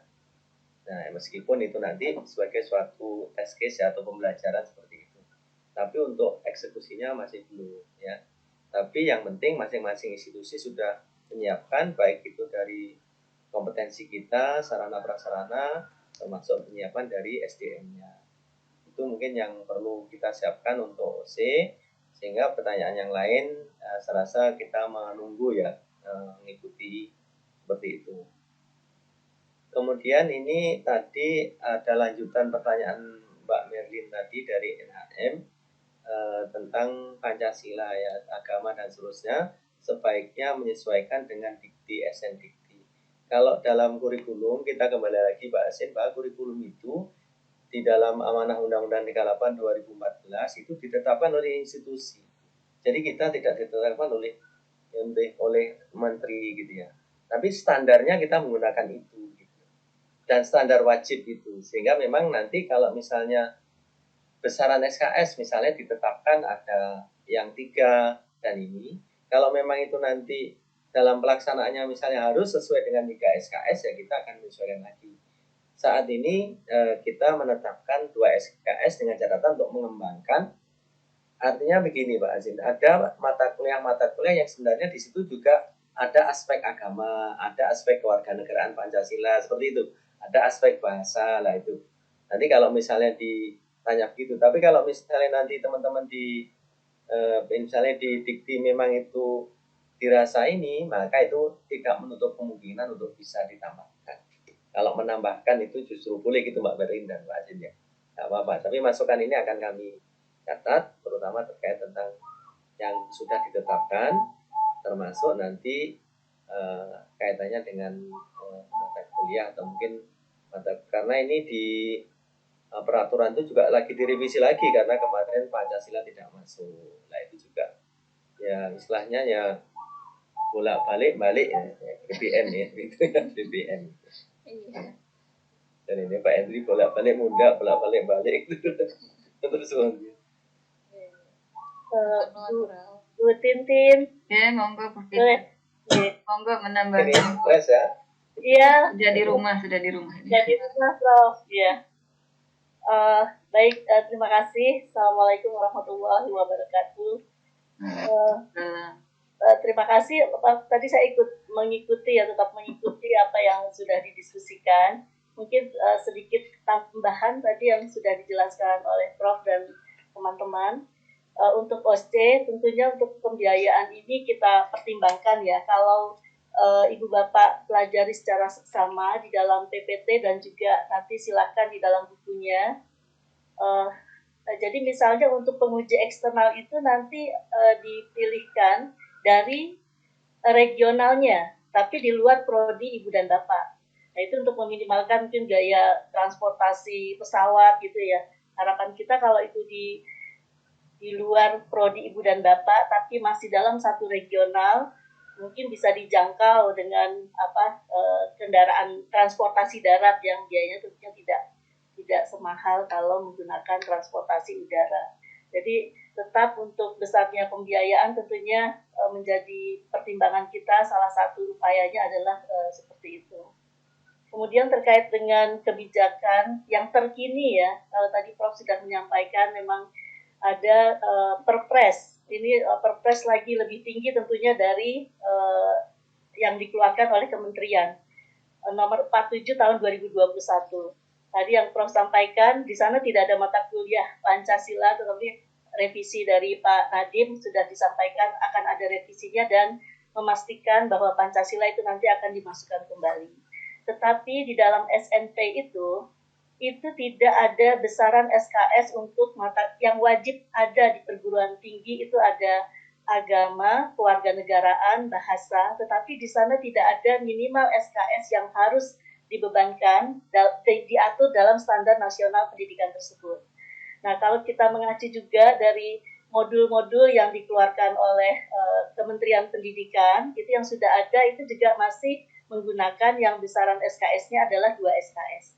Jadi karena sampai dengan penyusunan kurikulum ini kebijakan yang ada perkembangannya seperti itu, maka kami juga menetapkan tadi berdasarkan kebijakan yang ada minimal besar SKS-nya seperti itu. Jadi terkait sampai dengan yang terakhir, insya Allah juga itu belum mengatur, kecuali begini, misalnya di Ibu dan Bapak, ini saya melihat saya Universitas Pancasila ya. Nah itu tentunya harusnya mungkin lebih Pancasilais. Jadi kalau dari dikti misalnya mengatur minimal 2 SKS, dia mungkin harus lebih ya. Jadi kalau di Universitas Pancasila itu mata kuliah Pancasila sendiri mereka 3 SKS. Ya. Tapi dari kurikulum AIP 2 SKS. Gitu. Ya baik, saya rasa itu tambahannya. Terima kasih. Terima kasih Bu Fitri. Kita lanjut ke pertanyaan berikutnya. Sebelum ke pertanyaan berikutnya, mungkin karena berkaitan dengan OSCE, saya sampaikan dulu ada usul dari Pak Hasinuddin berkaitan dengan usul mungkin AIPNI sebagai bagian LAMPTK, bagaimana dengan adanya regulasi OSCE nasional yang sudah masuk ke kriteria penilaian borang akreditasi LAMPTK 9 kriteria. Tetapi dalam aplikasinya belum terrealisasi sehingga institusi akan cenderung mendapat nilai 0. mungkin AIPMI perlu komunikasi dengan LAPTK supaya institusi tidak dirugikan. Oke, terima kasih. Mungkin ini ke Prof. Nur langsung saja, Prof. usulannya. Ini kami akan rapat koordinasi dengan tim asesor Pak Asin. Gitu ya. Ini kita ini juga asesor sehingga nanti Bu Wahyu, Bu Fitri ini mungkin juga ada perhatian di situ. Oke, terima kasih. Ya, terima kasih Prof. Nur. Sekarang saya lanjutkan ke Boleh sedikit menambahkan, Bu? monggo. Jadi Ibu dan Bapak harapannya sebelum kita nanti mengikuti uji kompetensi nasional OSCE di tempat kita, saya yakin di tempat Ibu dan Bapak itu sudah ada exercise ataupun metode pembelajaran evaluasi dengan menggunakan OSCE yang pada umumnya itu dilaksanakan pada tahap sarjana. Tapi OSCE yang akan kita laksanakan besok adalah setelah mahasiswa di profesi. Nah, ini bisa exercise ya, jadi bisa disiapkan. Dan mohon maaf Prof,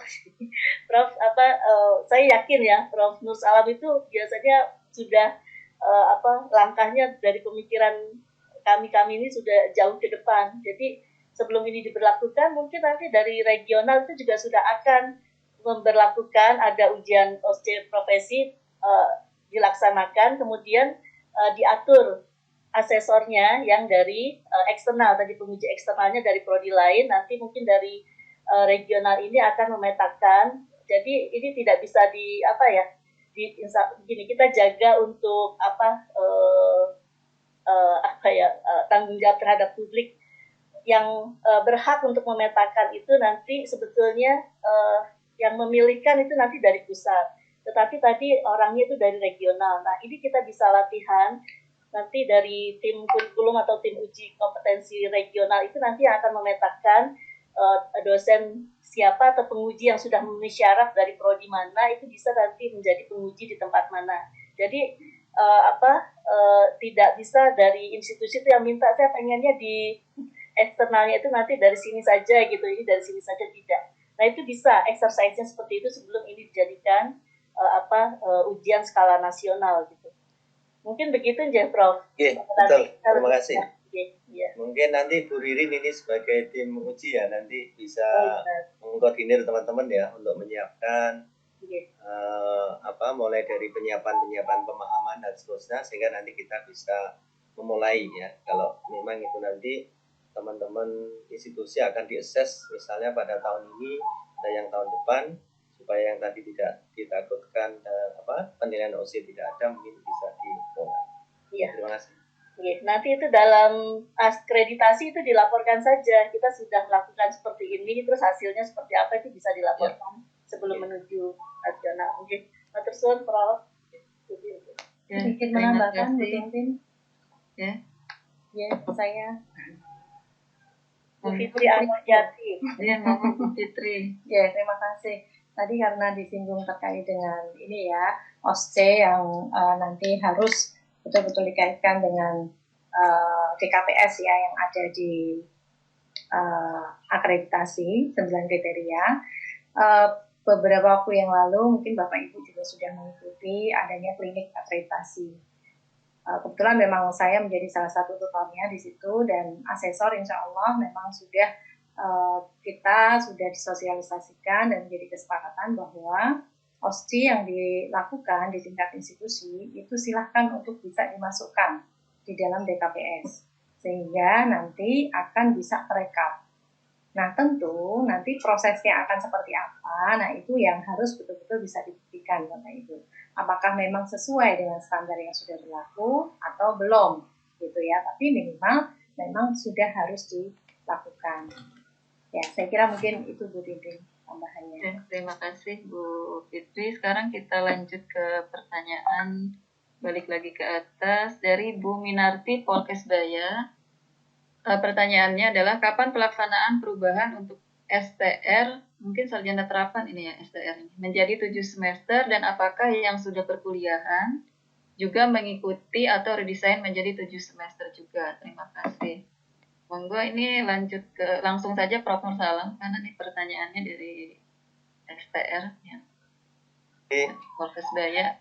Iya, ini kemarin memang teman-teman di Poltekkes ini kan masih harus melalui STR ya, sarjana terapan gitu umumnya. Sedangkan yang kita atur ini yang SKEP ya, untuk SKEP yang 7 semester. Itu mungkin nanti saya belum bisa memberikan jaminan atau jawaban dulu, karena nanti kalau kami menjawab menjadi pedoman, sehingga kami harus diskusi dulu dengan Kementerian Kesehatan dan juga dengan OP maupun AIP. Itu mungkin akan kami diskusikan masukan ini. Itu mungkin. Oke, terima kasih Prof. Nur. Kita lanjut ke pertanyaan berikutnya dari Bu Nikmatur Rohmah, Unmul Jember. Pertanyaan pertama, dokumen kurikulum prodi sarjana dan NES cukup dijadikan satu dokumen atau harus disusun sendiri-sendiri? Itu pertanyaan pertama. Pertanyaan keduanya, apakah diizinkan prodi S1 menerapkan 8 BKP MBKM? Kemudian yang ketiga, karya ilmiah di prodi NES apakah dalam bentuk hasil penelitian? Oh, ini yang tadi mungkin sudah terjawab tadi ya. Jadi cukup 2 pertanyaan. Yang pertama, apakah dokumen prodi dan NES ini dijadikan satu atau dipisah? Yang kedua, apakah prodi S1 diizinkan untuk menerapkan 8 BKP MBKM? Monggo. Bu Fitriha ini biasanya. Bu Fitriha, monggo Bu Fitriha Rianti.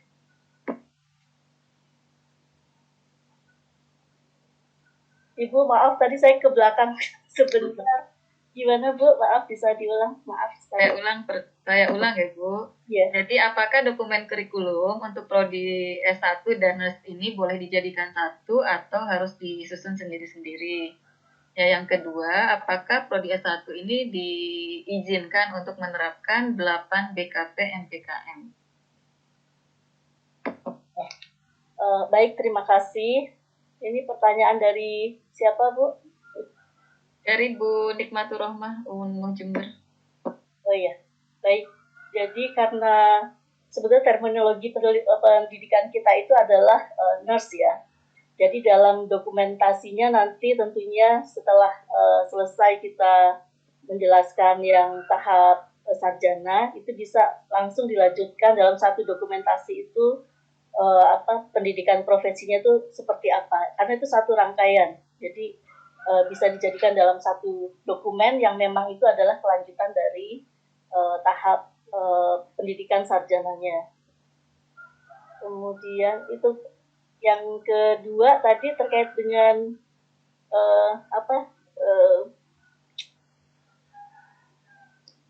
terkait BKP MBKM Bu.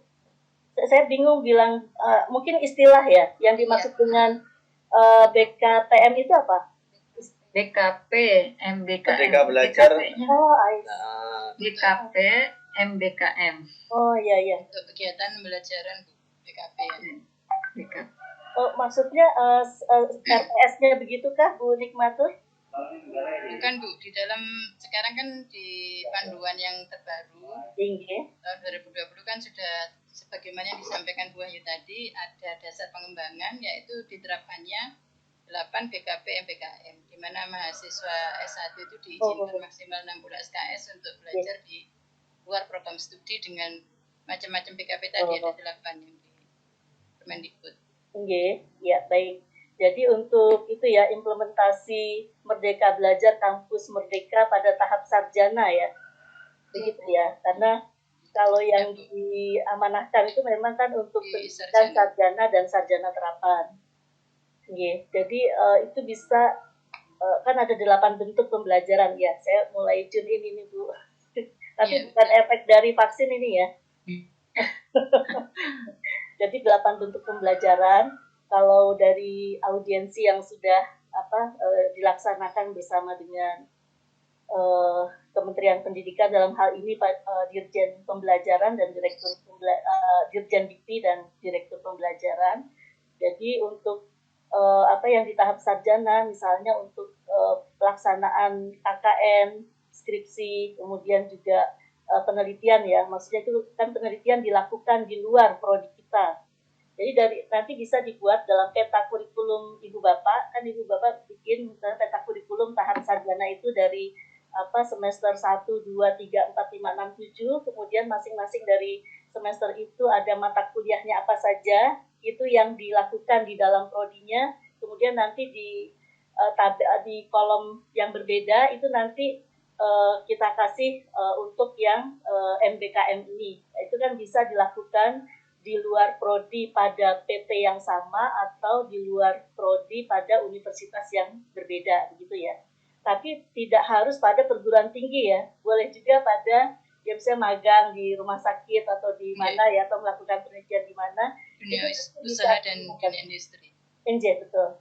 Jadi itu nanti bisa dari yang ada di prodi itu apa, kemudian ini capaiannya kan kita berbasis capaian pembelajaran yang diberikan melalui bentuk pembelajaran pada Merdeka Belajar ini. Jadi nanti bisa dibuatkan itu Bu yang ada di prodi ini, tapi nanti untuk yang misalnya ada KKN, kemudian ada skripsi mahasiswa dilakukan di luar, itu bisa Ibu tunjukkan yang untuk yang KKN skripsi misalnya itu dilakukan di luar prodi atau di luar universitasnya.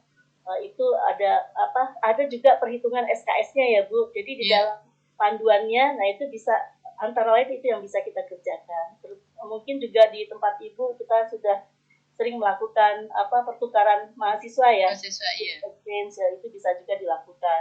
Ataupun Bu tentang PKM ya Bu yang pekan kreativitas mahasiswa. Itu juga bisa dimasukkan kegiatan itu dalam sebagai satu bentuk pembelajaran MBKM itu. Yang penting kita memahami mekanismenya, karena dari masing-masing bentuk kan sudah ada mekanismenya, sehingga nanti bisa dihitung berapa SKS-nya, dosen pembimbing pasti harus ada, ya kan seperti itu. Sehingga nanti bisa dimasukkan ke dalam laporan PDDikti berapa SKS yang ditetapkan ya berdasarkan aktivitas yang sudah dilakukan mahasiswa, luaran yang dihasilkan, itu juga harus kita bisa tunjukkan untuk mencapai CPL yang mana. Mungkin CPL minimalnya itu sudah dipenuhi, tapi ada kompetensi baru yang bisa diperoleh melalui MBKM ini, itu juga bisa Ibu tambahkan. Nah, nanti dalam bisa ini masuk ke dalam SKS pembelajarannya atau ditambahkan dalam SKPI-nya, itu ada ketentuannya di dalam panduan implementasi MBKM. Begitu kira-kira Bu Nikmatur Rohmah. Saya tambahkan Bu Fitri. Iya, monggo Prof. Teman-teman semuanya, jadi kalau tentang Merdeka Belajar, Kamus Merdeka, itu sebenarnya ada exception. Salah satunya di pendidikan kesehatan, itu tidak diwajibkan. Itu yang harus menjadi catatannya. Yang kedua, kalau memang teman-teman ingin ada kegiatan itu, dipersilahkan. Tapi tidak perlu terlalu, ya tadi sampaikan Bu Fitri tadi. Jadi misalnya PKN yang sudah selama ini kita lakukan, ya, kemudian praktek mahasiswa di magang, itu kan juga sudah masuk di dalam Merdeka Belajar itu, Bu Nikmat. Ya, jadi begitu ya. Jadi dan ini tidak melaksanakan pun juga tidak akan ada sanksi, karena memang exception untuk di pendidikan kesehatan. Tapi kalau teman-teman ingin mengadakan itu tidak masalah, tapi tetap dalam skema tadi. Kenapa saya katakan ini? Karena dengan 144 yang ada ini sudah sangat luar biasa di kita ini. Ya, jadi itu sudah penuh sekali. Nanti kalau itu sendiri, kegiatan itu ekspresi sendiri itu akan ya memberatkan sekali begitu. Tapi kalau memang ada ya dipenuhi aja syaratnya Bu Nima, syaratnya misalnya pembimbingnya seperti apa, ini apa, dibuat seperti itu, tapi kegiatannya kegiatan kita yang selama ini kita lakukan. Atau kegiatan yang kita lakukan selama ini, misalnya ada waktu itu praktek di masyarakat, itu kan sudah suatu kegiatan. Ya, gitu ya. Ya, terima kasih Prof. Nur. Ada 2 pertanyaan dan 1 masukan. Mungkin saya bacakan dulu untuk masukannya. Yang dari Prof. Kusnanto, terima kasih Prof. atas masukannya. Dengan kebijakan instrumen 9 kriteria, baik AIPT maupun IPS, jangan lupa pada saat mengembangkan kurikulum inti dari AIPMI, juga memperhatikan scientific vision, karena dalam penilaian visi keilmuan PS akan ditanyakan artinya scientific vision harus tergambar dalam kurikulum. Kemudian masukan yang berikutnya adalah pada MK proses keperawatan dan berpikir kritis dalam keperawatan, jangan lupa pada bahan kajiannya menerapkan 3S yaitu SDKI, SILKI, dan SLKI. Ini sekali lagi terima kasih untuk masukannya dari Prof. Kus. Kemudian nih pertanyaan terakhir mungkin akan saya gabung dari Pak Ari, Pak Huda, dan Pak Yitno. Jika akademik lulus 7 semester dan profesi mulai semester genap, apakah di PD Dikti bisa diterima mahasiswa semester genap? Karena katanya pengalaman semester genap ini tidak boleh menerima tahap profesi yang bisa hanya akademik S1 dan S2. Kemudian dari Pak Yitno ini, kalau kurikulum satu paket akademik profesi, berarti pemberlakuan untuk profesi menunggu 3,5 tahun berikut, dihitung mulai dari tahun ajaran 2001-2022. Apakah demikian? Mohon penjelasannya. Mungkin untuk kurikulum memang diberlakukannya 2001-2002 ya untuk ini mulainya. Ya, monggo. Mau langsung Prof. Nur Salam atau ibu-ibu dulu untuk menjawab ini? Berkaitan yang PD Dikti dan proses pemberlakuan kurikulum. Boleh sedikit Bu Tintin? Ya, Bu Fitri. Ya, baik. Terima kasih sekali atas pertanyaannya. Jadi untuk PD Dikti, memang ini akan kita tindak lanjuti ya. Di tahun 2020 itu PD Dikti itu sudah meminta pada kita untuk membuatkan tadi struktur kurikulum dan besaran SKS-nya itu diinformasikan kepada PD Dikti sehingga nanti apa yang menjadi kebutuhan kita itu akan difasilitasi oleh PD Dikti tersebut. Jadi kalau ini nanti ini berlaku ya tentunya Prof. Nur Salam kita akan sama-sama mengadvokasi, kita sampaikan bahwa pemberlakuan untuk kurikulum pendidikan nurse Indonesia tahun 2021-2022 ini menggunakan struktur kurikulum yang seperti ini sehingga nanti sistemnya di dalam PD Dikti itu sudah bisa mengakomodir ini. Nah, ini juga naskah kurikulum kita ini kita akan kita sampaikan ke Dirjen Dikti ya untuk kita informasikan ya. Biasanya naskahnya itu dalam bentuk soft file kita kirimkan, kita berikan pengantar dan itu nanti akan diberikan seperti yang 2015 lalu itu kita lakukan. Jadi kayak seperti sudah direkognisi ya oleh Kementerian Pendidikan, sehingga itu nanti juga akan kita bawa tadi ke PD Diktinya untuk bisa diakomodir, dibuatkan formasi seperti struktur kurikulum yang akan berlaku ini. Begitu penjelasan dari saya. Mungkin dari Prof. Nur Salam ada. Iya, setuju Bu, setuju. Nanti akan. Jadi Pak Yit kemarin kenapa itu tidak boleh? Karena memang usulan dari kita. Jadi nanti kami setelah ini nanti akan bersurat secara resmi sehingga itu menjadi suatu kebijakan. Gitu. Terima kasih. Oke, terima kasih. Prof. Nur, mohon maaf ini masih ada 2 pertanyaan di chat. Perlu saya sampaikan. Monggo, kita waktunya kurang berapa menit? 6 menit lagi. Karena nanti Zoom-nya akan digunakan untuk regional 10, mohon maaf 11. Masih bisa? Silakan, mungkin yang berbedanya. Yang berbeda. Sebetulnya nih tadi ada ditanyakan 2 kali yang masalah keunggulan masuk di kurikulum inti atau di kurikulum tambahan untuk sudah tadi ya di inti ya. Ya, di inti ya. Kemudian mohon izin bertanya untuk SKS klinik, kalau di kurikulum IFMI 2015 di sebaran disampaikan untuk kurikulum yang baru tidak disampaikan, hanya teori dan praktikum saja.